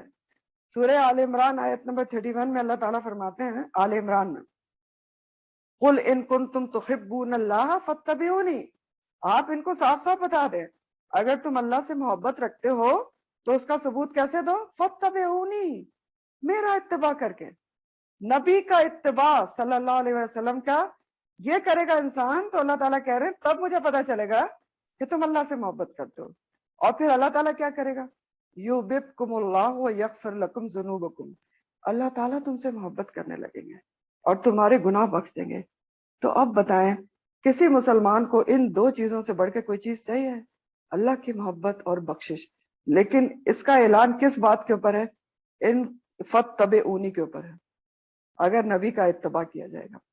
سورہ نور آیت نمبر 51 میں آتا ہے کہ 56 سوری، وَأَقِیمُوا الصَّلَاةَ وَآتُوا الزَّکَاةَ وَأَطِیعُوا الرَّسُولَ لَعَلَّکُمْ تُرْحَمُونَ، نماز قائم کرو اور زکوٰۃ ادا کرو اور اللہ رسول کی اطاعت کرو تاکہ تم رحم کیے جاؤ۔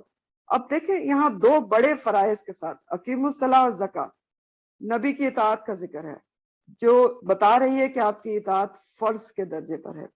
سورہ محمد آیت نمبر 33 میں آتا ہے، یا ایھا الذین آمنوا اطیعوا اللہ واطیعوا الرسول ولا تبطلوا اعمالکم، اے لوگ جو ایمان لائے ہو اطاعت کرو اللہ کی اور اطاعت کر رسول کی اور اپنے اعمال ضائع نہ کرو۔ یعنی اگر اللہ کی اطاعت صرف کی اور رسول کے طریقے پر نہیں عمل کیا تو عمل ضائع ہے۔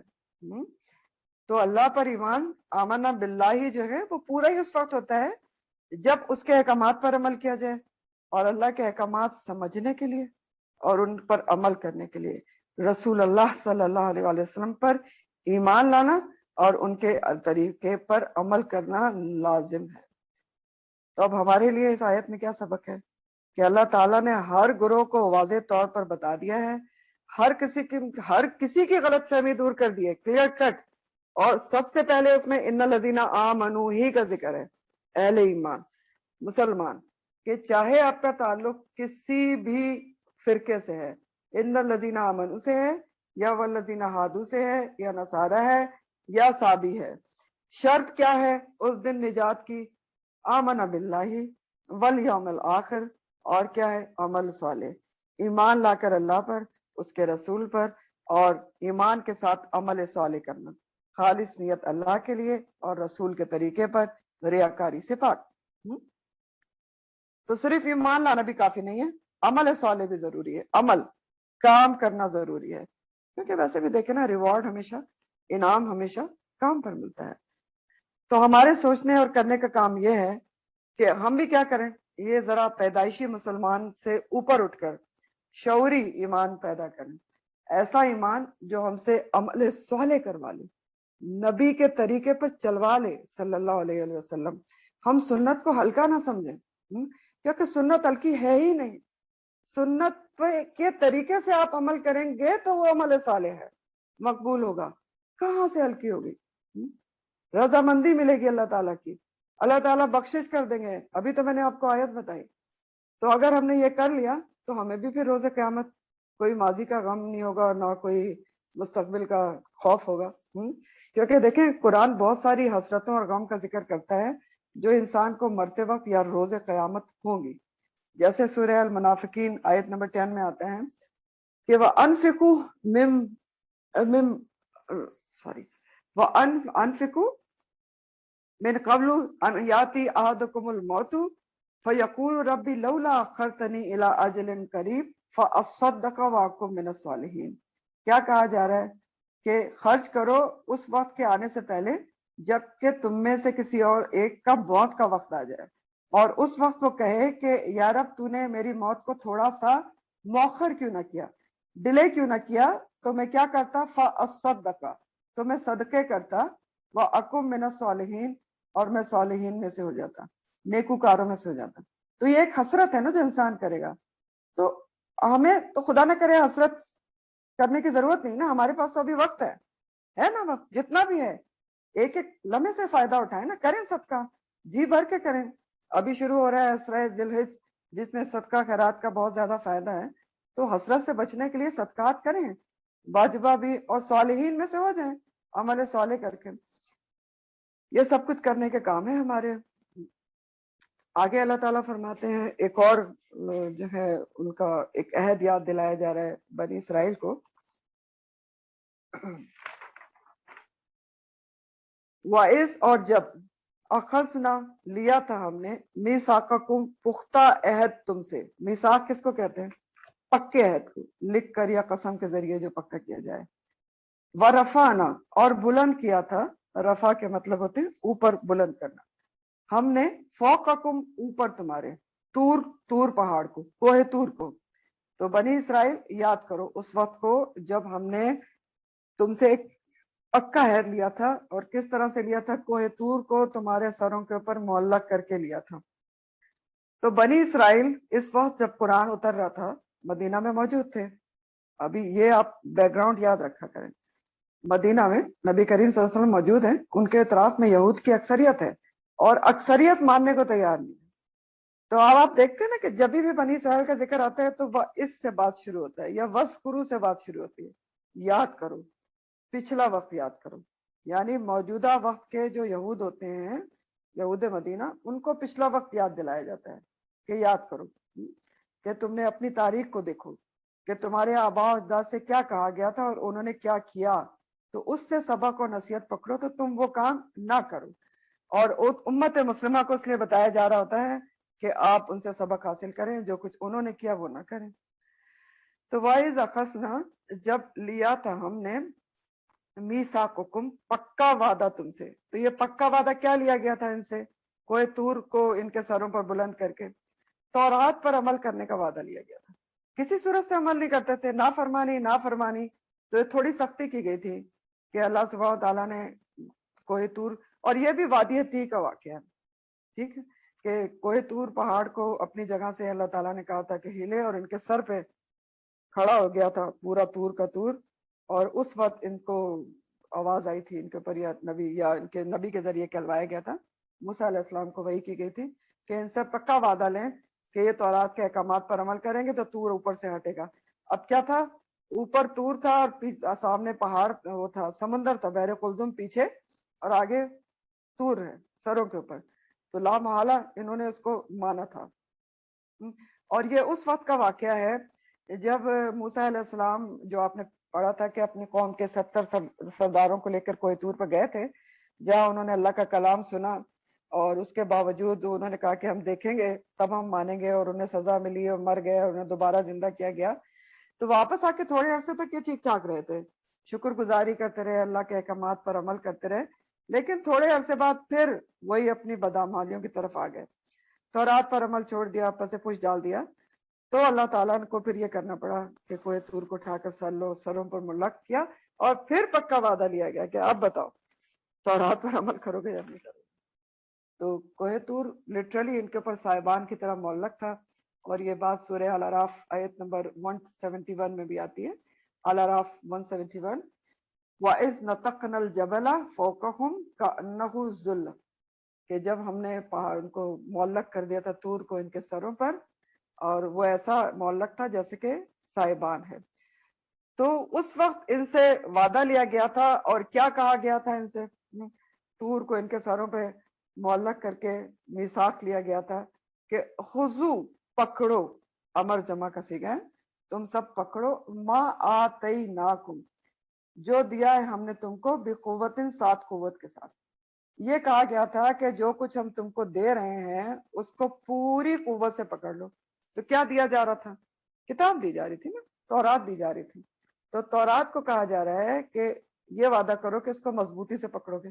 اب مضبوطی سے پکڑو گے, کیا ہاتھ سے مضبوطی سے پکڑ لو گے؟ نہیں, یہ ظاہری بات نہیں ہے, یہ مانوی بات ہے کہ یہ حکم دیا جا رہا ہے کہ تورات کے احکامات کو مضبوطی سے پکڑ لو گے, اس کو پڑھو گے, سمجھو گے, عمل کرو گے, اور قوت سے پکڑو گے, یعنی سستی نہیں برتو گے اس کے اوپر عمل کرنے میں, تورات کے عمل میں.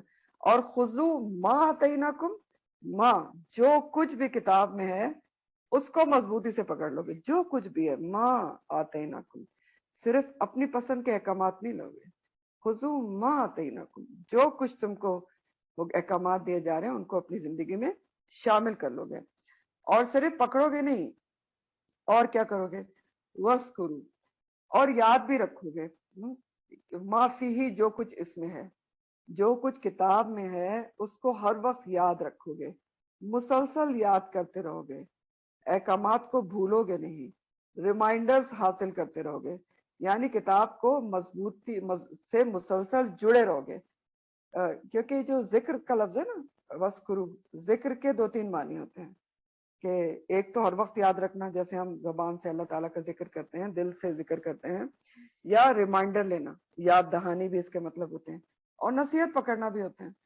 تو یہ سارے معنی ہیں اس میں, کہ تم کتاب کو نہ صرف مضبوطی سے پکڑو گے, مسلسل یاد رکھو گے اس کے احکامات کو, ہر وقت یاد رکھو گے, احکامات بھولنے نہیں دو گے, ریمائنڈرز لیتے رہو گے. تو یہ سب کچھ کب ہو سکتا ہے, جب کتاب سے مسلسل جڑے رہو گے. اگر مسلسل انسان کتاب سے نہ جڑا رہے تو احکامات تو بھول جاتے ہیں, کسی وقت بھی اگر چھوڑ دیا جائے تو یاد نہیں رہتے. تو یہ کہا جا رہا ہے کہ کتاب کے ساتھ آپ ہر وقت جڑے رہیں گے, جو کچھ اس میں حکم دیا جا رہا ہے بھولیں گے نہیں, کیونکہ احکامات اگر بھولنے لگیں اور عمل کا وقت آئے تو انسان کو یاد ہی نہیں آئے کہ اس وقت کیا کرنا ہے, تو پڑھنے کا فائدہ نہیں ہوتا. تو وَاذْكُرُوا مَا فِيهِ, مضبوطی سے پکڑو گے پہلے تو, خُذُوا مَا آتَيْنَاكُمْ بِقُوَّةٍ وَاذْكُرُوا مَا فِيهِ, اور یاد رکھو گے, ہمیشہ یاد رکھو گے, ریمائنڈرز لیتے رہو گے کہ اللہ تعالیٰ کیا حکم دے رہا ہے, مسلسل کتاب سے جڑے رہو گے. کیونکہ یہ مسلسل یاد رکھنے کا کام جو ہے وہ کتاب سے مسلسل جڑے رکھنے سے ہی ہو سکتا ہے. جہاں آپ کتاب چھوڑ دیں تو احکامات تو بھولنا شروع ہو جاتے ہیں. اور ان کاموں کا نتیجہ اللہ تعالیٰ کیا بتا رہے ہیں کہ تمہارے ساتھ یہ کیا کیوں جا رہا ہے, لعلکم تتقون, تاکہ تم متقی بن جاؤ, تم بچ جاؤ, تمہارے اندر تقوی پیدا ہو جائے, اللہ کی محبت پیدا ہو جائے, اللہ کا ڈر پیدا ہو جائے، ایسا ڈر اور محبت کہ تم گناہوں سے بچ جاؤ، دنیا میں بھی گناہوں سے بچ جاؤ اور آخرت کی سزا سے بچ جاؤ، لعلکم تتقون۔ اب آپ دیکھیں کہ یہ بات جو ہے نا بار بار آ رہی ہے، لعلکم تتقون، متقی کی بات بار بار آ رہی ہے، کیونکہ دراصل جو تقوی ہوتا ہے نا، اللہ کا ڈر یا محبت، یہ ہی وہ چیز ہے جو انسان کی سوچ کو بدلتی ہے، اور سوچ بدلتی ہے تو عمل بدلتا ہے۔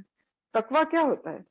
سب کانشیس میں یہ خیال رہنا کہ اللہ مجھے دیکھ رہا ہے، ہر جگہ دیکھ رہا ہے، چاہے خلوت میں ہو یا جلوت میں ہو، جو کر رہی ہوں وہ دیکھ رہا ہے، نوٹ ہو رہا ہے اور لکھا جا رہا ہے، اور مجھے اس کا حساب دینا ہے، یہ ہے تقوی۔ تو اسی لیے بار بار تقوی کا ذکر آتا ہے نا۔ سب سے پہلے اللہ تعالیٰ نے بتایا تھا کہ ذالک الکتاب لا ریب فیہ ھدی للمتقین، یہ کتاب جو ہمیں دی جا رہی ہے، قرآن کو کہا گیا، البقرہ کا سٹارٹ ہے، تو وہ ہدن، ہدایت کس کے لیے بنے گی؟ متقین کے لیے۔ جس کے دل میں اللہ کا کوئی ڈر، خوف، محبت ہوگی، وہی اس سے ہدایت حاصل کرے گا۔ پھر تھوڑا آگے آپ نے پڑھا تھا، یا ایھا الناس اعبدوا ربکم لعلکم تتقون، اے لوگوں، تمام لوگوں سے کہا گیا اللہ کی عبادت کرو تو شاید کہ تم کیا ہو جائے، تمہیں تقوی حاصل ہو جائے، تم بچ جاؤ۔ تو عبادت کا مقصد تقوی کا حصول بتایا گیا۔ تو تقوی یہ اصل میں وہ موٹیویشنل فیکٹر ہے، اللہ کا ڈر، اللہ کی محبت، جو انسانوں کو گناہوں سے بچاتی ہے اور انسان کو سیدھی راہ پہ چلاتی ہے۔ تو اب اس آیت سے بھی ہمیں کئی باتیں پتہ چلتی ہیں۔ نمبر 1 کہ اللہ ہر چیز پر قادر ہے، وہ چاہے تو صرف کن کہہ کر پہاڑ کو سر پہ معلق کر سکتا ہے نا، یہ کوئی بڑی بات نہیں ہے، اللہ سبحانہ تعالیٰ کچھ بھی کر سکتا ہے۔ آج پہاڑ اپنی جگہ سے ہل کر اڑ نہیں جاتے ہیں، ریزہ ریزہ ہو کر والکینو پھٹ نہیں جاتے ہیں، کچھ بھی ہو جاتا ہے، تو وہ معلق بھی کر سکتا ہے۔ دوسری بات یہ ہے کہ بعض دفعہ کسی چیز کے لیے، کسی انسان کی بھلائی کے لیے، سمجھانے کے لیے، اس کے بھلے کے لیے سختی بھی کی جا سکتی ہے، جیسے اولاد کو بھی سمجھانے کے لیے سختی کی جا سکتی ہے نا، جیسے نماز کے لیے حکم ہے نا حدیث میں کہ جب بچہ 10 سال کا ہو جائے نماز کے لیے اس کو سختی کی جائے، تو آپ کہتے ہیں کہ نہیں جی بچوں میں سختی نہیں کرنا چاہیے، صحیح نہیں ہوتا۔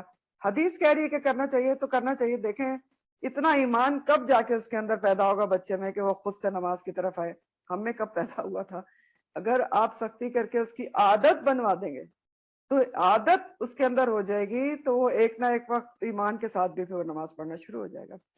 تو بتا یہ رہی تھی کہ کبھی کبھی سختی بھی ضروری ہوتی ہے، جیسے بچے کے اوپر نماز کے لیے سختی، یہاں بھی بنی اسرائیل کے ساتھ اللہ تعالیٰ نے تھوڑی سختی کی کہ پہاڑ ان کے سروں پر معلق کر دیا، لیکن ان کی خیر خواہی تھی کہ لعلکم تتقون، کہ وہ بچ جائیں، ان کے اندر تقوی پیدا ہو جائے، نافرمانی سے بچ جائیں اور پھر برے انجام سے بچ جائیں۔ اور سب سے ضروری بات اس آیت سے ہمیں یہ پتہ چلتی ہے کہ کتاب جب بھی کسی امت کو دی جاتی ہے تو وہ ان 2 کاموں کے لیے دی جاتی ہے کہ کتاب کو مضبوطی سے پکڑا جائے، مضبوطی سے پکڑا جائے، اس کے جو احکامات ہیں ان کو سمجھا جائے، ان پر عمل کیا جائے، اور وَاذْكُرُوا مَا فِيهِ، اور مسلسل اس سے جڑا رہ جائے۔ یہ نہیں کرنا چاہیے کتاب کے ساتھ معاملہ، ہمیں بھی تو قرآن ملا ہے نا، اسی لیے ملا ہے، مضبوطی سے پکڑو سب مل کے اللہ کی رسی کو، اور کبھی بھولو نہیں۔ تو قرآن کے ساتھ بھی یہ معاملہ نہیں کیا جا سکتا کہ جب چاہا تو پڑھ لیا، جب چاہا تو چھوڑ دیا، جب کوئی پہاڑ جیسی مصیبت سر پہ آئی کھول لیا، ٹل گئی تو چھوڑ دیا، ایسا نہیں ہے۔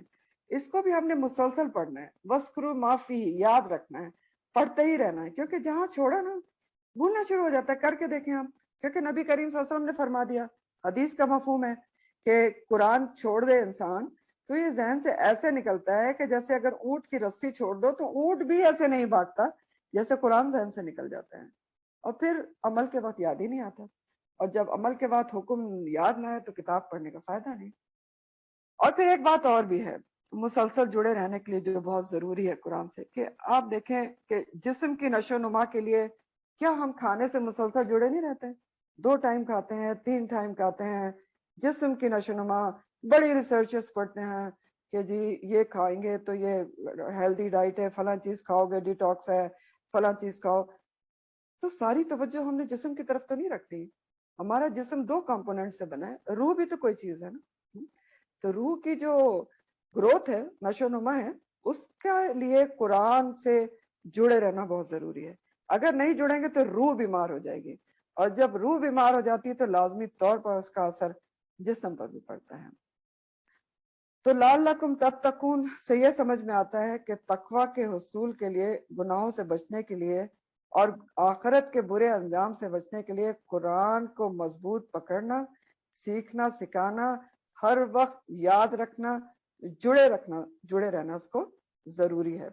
تو ون لائنر سبق اس آیت کا کیا ہے کہ تقوی کے لیے، اللہ کی محبت حاصل کرنے کے لیے کتاب سے مضبوط اور مسلسل تعلق ضروری ہے۔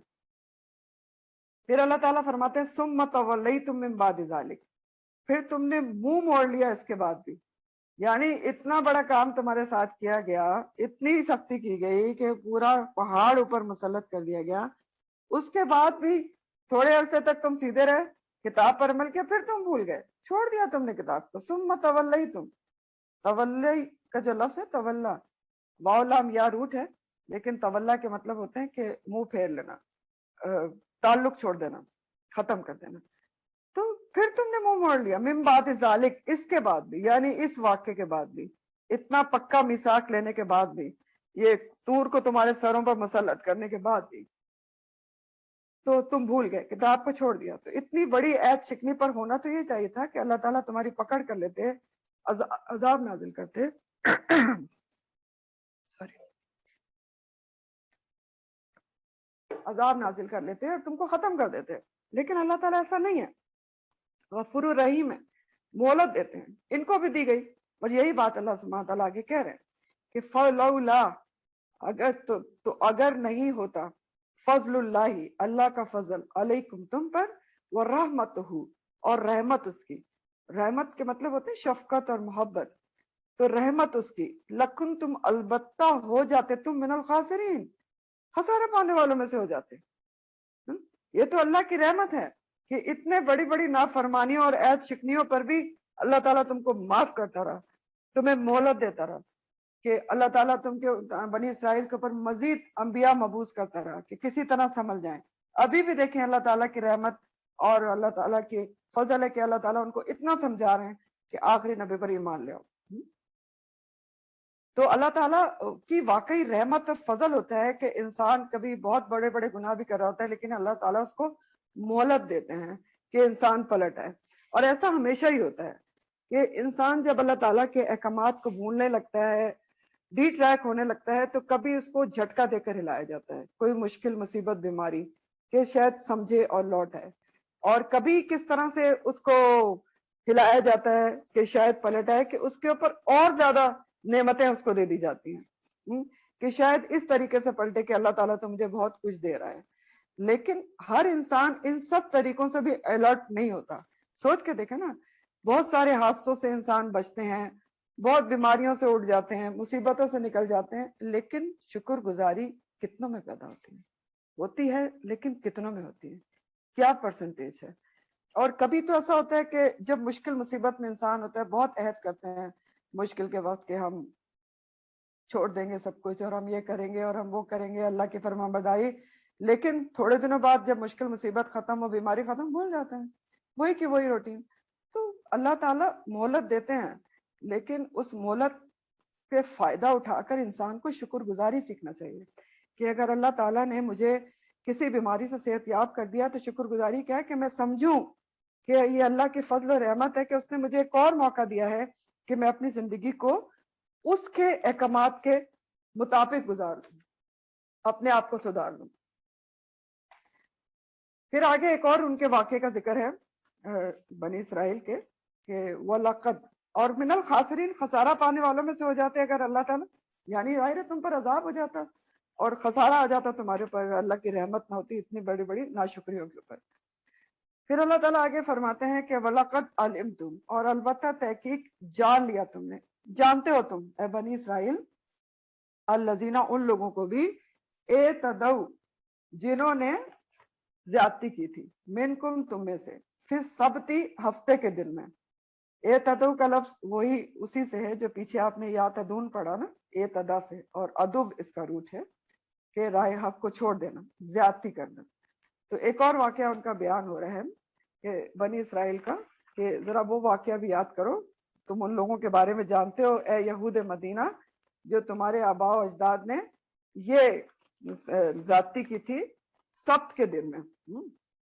تو اس واقعے کی تفصیلات بھی انشاءاللہ تعالیٰ اب سورہ الاعراف 163 میں پڑھیں گے، یہاں جتنا آیا ہے اتنا ہم پڑھ لیتے ہیں۔ یہ بھی تاریخ کا ایک پہلو یہود مدینہ کو یاد کرایا جا رہا ہے۔ اس وقت جو مدینہ میں موجود ہیں ان کو ماضی کا ایک سبق آموز واقعہ یاد کروایا جا رہا ہے کہ ذرا وہ واقعہ بھی یاد کرو جب تمہارے ہی ایک آباء و اجداد میں سے ایک کسی لوگوں نے زیادتی کی تھی ہفتے کے دن میں۔ سبت کا جو لفظ ہے نا اس کے معنی ہوتے ہیں ہفتے کا دن، سیٹرڈے کو کہتے ہیں سبت کا دن۔ تو سبت کا دن جو تھا نا وہ یہود کے اندر عبادت کا دن تھا، جیسے ہمارا جمعہ کا دن ہوتا ہے۔ اور یہ واقعہ جو ہے بنی اسرائیل کے ایک خاص بستی سے تعلق رکھتا ہے، اور یہ موسیٰ علیہ السلام کے کئی سال بعد پیش آیا تھا۔ کہتے ہیں کہ داؤد علیہ السلام کے دور میں پیش آیا تھا، اور یہ ایک بستی کا واقعہ ہے جس کا نام ایلا تھا، ایلا، اور یہ شام کے مغربی کنارے پر سمندر کے کنارے واقع تھی، اور یہاں کے لوگوں کا ذریعہ معاش مچھلیاں پکڑنا تھا، یعنی مچھیرے تھے۔ تو اب یہ ان کے بارے میں ان کے ہاں موسیٰ علیہ السلام کی شریعت رائج تھی، اور موسیٰ علیہ السلام کی شریعت میں ہفتے کا دن یعنی سبت کا دن ایک عبادت کا دن تھا، مقدس دن تھا، اور اس دن کے لیے ان کی تورات میں یہ حکم تھا، تورات میں یہ ابھی بھی ان کے لیے حکم ہے کہ وہ کوئی دنیاوی کام نہیں کریں گے، کوئی کاروبار نہیں کریں گے، صرف عبادت کریں گے اور آرام کریں گے۔ اور ان کی شریعت میں اس مقدس دن کی حرمت کو توڑنے والے کو قتل کرنے کا حکم تھا تورات میں، کہ جو اس کی خلاف ورزی کرے گا، اس دن کاروبار کرے گا تو اس کو قتل کر دیں۔ اب ان کو اس لیے کہا گیا تھا اتنی سختی کہ ان کے اندر دنیا کی محبت بہت ہی صلاحیت کر گئی تھی، اور وہ کسی حال میں بھی جو ہے کسی لمحے بھی کاروبار دنیا بند نہیں کرنا چاہتے تھے۔ ہمارے لیے تو آپ دیکھیں نا سورہ جمعہ میں آپ پڑھیں گے کہ اللہ سبحانہ تعالیٰ جو ہے وہ کہتے ہیں کہ جمعے کی نماز کا جب وقت ہو جائے تو کاروبار بند کر دو، لیکن جب نماز پڑھ لو تو فانتشروا، تو پھیل جاؤ، کاروبار کر سکتے ہو۔ تو بہرحال ان کی شریعت میں اس کی حرمت توڑنے والے کو قتل کرنے کا حکم تھا۔ اب ان کی آزمائش کیسے ہوئی کہ ہفتے کے دن بہت زیادہ مچھلیاں اوپر ہی اوپر سمندر میں نظر آتی، ٹھیک ہے، جس دن منع تھا ان کو شکار کرنے میں، باقی دنوں میں جو ہے وہ بہت کم آتی۔ تو اب انہوں نے سوچا کہ اب کیا کریں، کوئی ہیلا بہانا ایسی ترکیب سوچیں کہ اللہ کا حکم جو ہے ظاہری طور پر برقرار رہے اور مچھلیاں بھی پکڑ لیں۔ تو انہوں نے دو کام کیے، ایک تو یہ کیا کہ وہ جمعے کے دن سمندر میں جال ڈال دیتے تھے، ہفتے کو پڑا رہنے دیتے تھے، کچھ نہیں کرتے تھے، اتوار کو واپس کھینچ لیتے تھے۔ ایک اور کام کیا کیا کہ سمندر کے جس حصے میں مچھلیاں زیادہ آتی تھیں اس کے ساتھ ساتھ انہوں نے نالیاں بنا لی اور اس کے اینڈ میں حوض بنا دیے، تو مچھلیاں اس نالیوں سے حوض میں جمع ہو جاتی تھیں اور بعد میں ان کو پکڑ لیتے تھے۔ تو اس طرح کر کے انہوں نے کیا کیا، اللہ کے حکم میں ہیلا سازی کی، ہیلا سازی، اللہ کے حکم کا مذاق بنایا۔ اور ہیلا سازی کے بارے میں نبی کریم صلی اللہ علیہ وسلم نے خاص طور پر اپنی امت کو منع کیا ہے۔ حدیث کا مفہوم ہے، آپ نے فرمایا کہ تم وہ نہ کرنا جو یہود نے کیا کہ اللہ کی حرام کردہ چیزوں کو ہیلے حوالوں سے اپنے اوپر حلال کر لو۔ کیا نہ کرنا، وہ نہ کرنا جو یہود نے کیا کہ اللہ کی حرام کردہ چیزوں کو ہیلے حوالوں سے اپنے اوپر حلال کر لو۔ مثلا ہیلا سازی کیسے ہوتی ہے؟ آج کل ہیلا سازی ہوتی ہے ایسے ہوتی ہے کہ دیکھیں سود، اب آپ پڑھ لیں گے، خود ہی پڑھیں گے کہ سود حرام ہے، بہت طریقوں سے کھایا جاتا ہے، آج کل تو بچ ہی نہیں سکتے، اور سسٹم کا حصہ ہے، اور بینک بھی تو کہیں لگاتا ہے پھر پروفٹ دیتا ہے، تو ڈفرینٹ آرگومنٹس ہیں، اور فکس ڈپازٹ ایک دنیا کھا رہی ہے۔ اسی طرح زکوٰۃ ہے، اس کے اوپر کیا ہیلا کیا جاتا ہے کہ اچھا نہیں وہ میں کب استعمال کرتی ہوں، 2 سیٹ تو میں نے بیٹی کے لیے رکھ دی ہیں، اس کی شادی میں دینے ہیں، اور ایک بہو کے لیے رکھ دیا تو میرا تو، اور اس طرح کی بہت ساری چیزیں ہیں۔ تو یہ ساری چیزیں بہرحال کس میں آتی ہیں؟ ہیلا سازی میں آتی ہیں۔ ہیلا سازی یہ ہوتی ہے کہ اللہ کے جو واضح احکامات ہیں، کلیئر کٹ حکم ہے، ان کو ہیلے بہانوں سے بدل لینا اپنی سہولت کے مطابق، یہ ہوتی ہے ہیلا سازی۔ تو بہرحال انہوں نے ہیلا سازی کی تھی سبت کے دن میں۔ تو اب کہا جاتا ہے کہ اس میں نا تین، اس بستی کے جو لوگ تھے اس میں تین گروہ بن گئے تھے. ایک وہ تھے جو یہ خود کام نہیں کرتے تھے، خود کرتے بھی نہیں تھے اور دوسروں کو روکتے بھی تھے. یہ ذرا غور سے سنیے گا. ایک گروہ کون تھا؟ نہ خود یہ غلط کام کرتے تھے اور دوسروں کو روکتے بھی تھے، یعنی امر بالمعروف و نہی عن المنکر کرتے تھے. نمبر دو کون سا گروہ تھا؟ جو خود یہ کام نہیں کرتے تھے لیکن دوسروں کو روکتے بھی نہیں تھے کہ کون دوسرے کے پھڈے میں ٹانگ اڑائے. تیسرا گروہ کون سا تھا؟ جو یہ کام کر رہے تھے. ٹھیک. اب کیا ہوا کہ ان کی اس چالاکی اور ہیلا سازی کے اوپر اللہ تعالیٰ کا عذاب ان کے پر آیا، کیونکہ انہوں نے اللہ کے حکم کا مذاق بنایا تھا. اللہ کو دھوکہ دینے چلے تھے نا کہ اللہ تعالیٰ نے حکم دیا ہے تو چلو ہم اللہ تعالیٰ کو پتہ نہیں چلے گا. تو عذاب آیا. تو کیا ہوا کہ پہلے گروہ کو جو ہے صرف بچا لیا گیا اور باقی دونوں پر عذاب آیا. پہلا گروہ کون سا تھا؟ جو نہ خود کرتے تھے اور لوگوں کو روکتے بھی تھے. تو اس سے ہمیں کیا پتہ چلتا ہے کہ برائی صرف یہ نہیں کہ خود نہیں کرنا، دوسروں کو روکنا بھی بے حد ضروری ہے. اور عذاب آیا کیا تھا ان کے اوپر؟ یہ جو امر بالمعروف ہے نا کہ برائی کرنا، صرف برائی سے رکنا ضروری نہیں ہے، روکنا بھی ضروری ہے. اس کے بارے میں ایک حدیث ہے جو کبھی تفصیل سے سناؤں گے آپ کو. مختصر یہ ہے کہ اگر ایک کشتی ہے 2-3 منزلہ اور اس میں نیچے والے لوگ جو ہیں وہ کشتی میں سوراخ کرنا شروع کر دیں اور اوپر والے لوگ آرام سے بیٹھے رہیں کہ نیچے والے کر رہے ہیں ہمیں کیا ہے، تو کیا جب پانی کشتی میں بھرے گا تو اوپر والے بچ جائیں گے؟ نہیں بچیں گے. ٹھیک ہے، یہ حدیث ہے. تو بہرحال برائی سے روکنا بھی ضروری ہے. تو ان پر عذاب آیا اور عذاب کیا تھا؟ فَقُلْنَا، تو کہا ہم نے، لہم ان کے لیے، کونو ہو جاؤ، قردتن بندر، خاسئین ذلیل دھتکارے ہوئے. قردتن تو بندر کو ہی کہتے ہیں. اور اس کے سامنے لکھ لیجئے گا کہ گرامیٹیکلی یہ قیاسی مؤنث ہوتا ہے، یعنی قیاس کیا جاتا ہے کہ مؤنث ہے. قیاسی مؤنث اس کو کہتے ہیں جس میں علامات مؤنث کی موجود ہوں. گول تاج ہوتی ہے نا آخر میں، وہ مؤنث کی علامت ہوتی ہے. انگلش میں فارمل فیمینن کہتے ہیں. تو قردتن بہرحال بندر کو کہتے ہیں. اور خاسئین خاصی کی جمع ہے. ٹھیک ہے، دھتکارا ہوا کی جمع دھتکارے ہوئے. اور خیز سین حمزہ اس کا روٹ ہے. ذلیل کیے ہوئے، دھتکارے ہوئے، اللہ کی رحمت سے دور کیے ہوئے، دھتکارے ہوئے، یہ سب اس کے معنی ہیں. تو ان کو بندر بنا دیا گیا، پوری کی پوری جو لوگ یہ کام کر رہے تھے، اور ان کو دھتکارا اور بندر بنا دیا گیا، یعنی اللہ کی رحمت سے دور ہوئے ہوئے. تو کہا جاتا ہے کہ یہ ایک دوسرے کو دیکھتے تھے، شکلیں مسخ ہو گئی نا، بندر بن گئے، اور یہ ایک دوسرے کو دیکھتے تھے اور روتے تھے. کیونکہ ابن عباس کہتے ہیں جو مفسر قرآن ہیں کہ ظاہری طور پر یہ بندر بنے تھے لیکن ان میں انسانی عقل و شعور موجود تھا، اور 3 دن اسی حالت میں رہے اور پھر سب کے سب مر گئے. انسانی عقل و شعور ہے کیونکہ اس کے بارے میں یہ بھی آتا ہے کہ وہ جو لوگ بچے تھے، جو روکتے بھی تھے اور خود بھی نہیں کرتے تھے، جب وہ ان سے کہتے تھے کہ ہم تمہیں روکتے تھے تم نے سنا نہیں، تو یہ سارے ہلاتے تھے اور بہت آنسو بہتے تھے ان کے. تو پھر سب کے سب 3 دن کے بعد مر گئے تھے. تو یہاں غور طلب بات یہ کہ سب کے سب مر گئے تھے. ڈاروین کی تھیوری وغیرہ سب بیکار چیزیں ہیں. ٹھیک ہے. اور دوسری غور طلب بات یہ ہے کہ انہوں نے اللہ کے حکم کی شکل بگاڑی تھی. کیا کیا تھا؟ اللہ کے حکم کی شکل بگاڑی تھی. تو ان کا عذاب جو آیا وہ ان کے گناہ سے مماثلت رکھتا ہوا آیا تھا، یعنی گناہ اور جو عذاب تھا وہ الائک تھا. انہوں نے اللہ کے حکم کی شکل بگاڑی تو ان کی اللہ تعالیٰ نے شکلیں مسخ کر دی. اور ایسا بھی ہوتا ہے کہ انسان جس قسم کا گناہ کرتا ہے عذاب اس سے مماثلت رکھتا ہوا آتا ہے. فَجَعَلْنَاهَا، تو بنا دیا ہم نے ان کو. کن کو؟ یہ جو بندر بنے تھے. ہا کی ضمیر ان کی طرف ہے. نکالن، عبرت، لما واسطے اس کے جو بین یدیہا ان کے سامنے موجود تھے لوگ، وما خلفہا اور جو ان کے پیچھے آئیں گے. ان کو عبرت بنا دیا گیا. نکالن نون کاف لام سے ہے، اور عبرت یا عبرتناک سزا دونوں کے لیے آتا ہے، اور انکال زنجیروں کو بھی کہتے ہیں. تو اللہ تعالیٰ فرما رہے ہیں کہ جو اس وقت لوگ موجود تھے ان کے لیے عبرت بنا دیا گیا. بچے تو تھے نا جو روکتے تھے، اور آئندہ آنے والوں کے لیے بھی عبرت بنا دیا گیا کہ اللہ تعالیٰ کی نافرمانی کا انجام، اللہ تعالیٰ کے احکامات کے ساتھ ہیلا سازی کرنے کا انجام کیا ہوتا ہے. تو عبرت اس لیے بنا دیا گیا کہ قرآن میں موجود ہے نا یہ واقعہ. تو عبرت ہے نا سب کے لیے.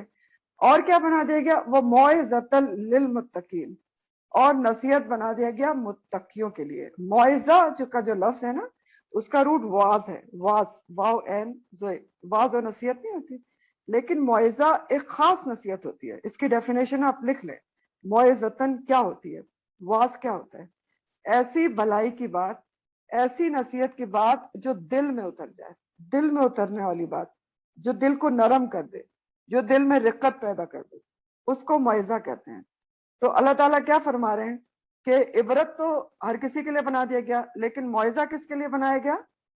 دل میں اترنے والی بات متقین کے لیے، جو اللہ سے ڈرتے ہیں، حساس ہوتے ہیں، سنجیدہ ہوتے ہیں، اللہ کا ڈر اور محبت رکھتے ہیں. تو ایسی چیزیں ان کے دل پر گہرا اثر ڈالتی ہیں. وہ ایسی چیزوں سے سبق حاصل کرتے ہیں، اپنی اصلاح کرتے ہیں، دوسروں کو بھی برائیوں سے روکنے کی پوری کوشش کرتے ہیں. تو آپ دیکھیں نا، بعض اوقات ایسا ہوتا ہے کہ سوچے نا کہ کچھ ایسے واقعات ہوتے ہیں جو گزرتے ہیں، تو کچھ لوگ اس کو دیکھتے ہیں تو ان کے اوپر بھی اثر ہوتا ہے، لیکن کس حد تک ہوتا ہے کہ وہ کہتے ہیں، عبرت حاصل کرتے ہیں کہ ہاں یہ غلط بات ہے، اور تیز ڈرائیونگ کر رہے تھے تو نہیں کرنا چاہیے، اس لیے یہ چیز ہو گئی. لیکن بعض جو سپر سینسٹیو اور متقی لوگ ہوتے ہیں، جن کے دل میں اللہ کا ڈر ہوتا ہے، وہ اکثر واقعات سے باشعور لوگ بہت زیادہ اثر لیتے ہیں، سوچتے ہیں، اسٹیپس اٹھاتے ہیں کہ کچھ کرنا چاہیے، کچھ کرنا چاہیے، کیسے سدھرا ہوا ہے. تو واقعہ ایک ہی ہوتا ہے. بعض لوگ اس سے نکالن عبرت پکڑتے ہیں، لیکن جو متقی ہوتے ہیں ان کے لیے وہ موعظہ بن جاتا ہے، دل میں اترنے والی بات، دل کو نرم، زندگی بدلنے والی بات بن جاتی ہے بعض واقعات. اب اسی کو سوچیں نا آپ، ہاں ذرا اللہ کے تقوی کے ساتھ سوچیں، بنتر بنا دینا، صورتیں مس کر دینا، اللہ کے حکم کی نافرمانی، دل کانپتا اور ہلتا نہیں ہے. تو جو متقی ہوتے ہیں ان کے دلوں پر اس جو واقعات، بعض واقعات ہوتے ہیں وہ بہت زیادہ اثر کرتے ہیں اور ان کی زندگی بدل جاتی ہے. جو بے شک ان پر نہ گزر رہے ہوں، آس پاس گزر رہے ہوں، لیکن گہرا اثر ڈالتے ہیں، زندگی بدلنے والا. تو واقعہ ایک ہی ہوتا ہے، کسی پر وقتی اثر ہوتا ہے، نکالن ہوتا ہے، عبرت پکڑتے ہیں کہ ہاں نہیں غلط ہے، ایسا نہیں ہونا چاہیے، تھوڑے دنوں بعد بھول جاتے ہیں. لیکن متقی، پرہیزگار، اللہ کا خوف رکھنے والے پر دیر پا اثر ہوتا ہے، زندگی بدلنے والا اثر ہوتا ہے. تو فرق کہاں ہوتا ہے؟ نگاہ کا نہیں ہوتا، فرق کہاں ہوتا ہے؟ دل کا ہوتا ہے. دل میں تقوی ہونے اور نہ ہونے کا ہوتا ہے، یا دل میں تقوی کم اور زیادہ ہونے کا ہوتا ہے، جو انسان کے اوپر واقعات کا اثر پیدا کرتا ہے. اور جو اللہ تعالیٰ نے کہا نا موعظۃ للمتقین، یہ کہہ کر دراصل امت مسلمہ کو بھی خبردار کیا گیا ہے، کیونکہ متقین تو امت مسلمہ میں ہی ہوتے نا، کہ آگے آنے والوں کے لیے اس واقعے میں عبرت ہے دل میں اترنے والی، کہ اللہ کے حکم کی نافرمانی کے اوپر سزا مل سکتی ہے. تو سبق کیا ہے؟ اللہ کا حکم جس طرح ملے، جس شکل میں ملے، اس کو اسی طرح سمینا اور عطا نہ کرنا چاہیے. اللہ کے حکم کو کبھی بھی اپنی طرف سے ہیلوں بہانوں سے بدلنے کی کوششیں نہیں کرنا چاہیے. یہاں پر بھی ہیلا سازی کی حرمتی بیان ہو رہی ہے، کیونکہ ہیلا میں انسان اللہ کو دھوکہ دینے کی کوشش کرتا ہے. اللہ کو کون دھوکہ دے سکتا ہے؟ جو علیم بذات الصدور ہے، جو سینوں کے بھید جانتا ہے، نہیں دے سکتے نا. تو اب واقعی یہ واقعہ اگر آپ سوچ کے دیکھیں تو موعظۃ ہی ہے للمتقین، دل میں اثر کرنے والا ہے. یا اللہ کے حکم جو اس کو توجہ سے پڑھے گا، اثر قبول کرے گا، کبھی اللہ کے حکم کو ہیلے بہانوں سے بدل نہیں سکتا. تو اللہ ہمیں توفیق دے کہ ہم اللہ تعالیٰ کے احکامات کو ایز سچ اس پہ عمل کرنے والے بنیں. آمین. وآخر دعوانا الحمد للہ رب العالمین. سبحانک اللہم وبحمدک نشہد ان لا الہ الا انت نستغفرک ونتوب الیک. سبحان ربک رب العزة عما یصفون وسلام علی المرسلین والحمد للہ رب العالمین. ربنا تقبل منا انک انت السمیع العلیم وتب علینا انک انت التواب الرحیم. آمین یا رب العالمین. ایک بات میں نے آپ سے کہنی تھی، ابھی مائکس اوپن نہ کیجیے گا، میرے سن لیجیے گا. میں نے والا کے میسج بھی ڈالی تھی کہ مجھے تھوڑا سا، میں نے جیسے آپ کو بتایا کہ مجھے پتا ہے کہ بہت سارے لوگوں کی کمٹمنٹس ہیں یا جاب کرتے ہیں، لیکن وہ بعد میں ریکارڈنگ سنتے ہیں، الحمدللہ سب کچھ کرتے ہیں. لیکن یہ جو میں نے بات کہی تھی یہ آپ کے بینیفٹ میں تھی کہ جو لائیو کلاس ہوتی ہے چاہے آپ آدھا گھنٹہ اٹینڈ کریں اس کی برکات سے آپ فائدہ اٹھا سکیں. باقی کا لیسن بے شک آپ ریکارڈنگ میں سن لیں, تو try to attend the life class, بے شک آپ تھوڑی دیر سے کے لیے کریں, اور یہ اس بات کے لیے آپ اپنے فرینڈس کو موٹیویٹ بھی کریں تاکہ وہ برکات سے مستفید ہو سکیں. اٹس اکولی گڈ کہ آپ ریکارڈنگ سنتے ہیں, لیکن اس میں بینیفٹ کیا ہے کہ اللہ کی رحمتیں اور برکتوں کا نزول ہوتا ہے. بہت ساری احادیث ہیں اس کے بارے میں, فرشتے گھیرے ہوئے ہوتے ہیں, الحمدللہ موجود ہوں گے. آپ یہ کلاس ہی ہے نا جہاں پر انٹر ہوئے ہیں, دعائیں قبول ہو رہی ہوتی ہیں, دعائیں مانگا کریں, تو بہت کچھ ہے. تو خود بھی خیال کریں اور اپنے فرینڈس کو بھی موٹیویٹ کرنے کی کوشش کریں کہ جب بھی موقع ملے تھوڑا بہت صحیح, ہاف این آور صحیح, کچھ دیر بھی لائف کلاس کو لینے کی کوشش کریں, اس میں ان کا فائدہ ہے. اور باقی لیسن بے شک ریکارڈنگ سے لے لیں. تو کسی کا کوئی کوشچن ہے تو پوچھ سکتے ہیں. جزاک اللہ خیر افشاں, بہت اچھا تھا.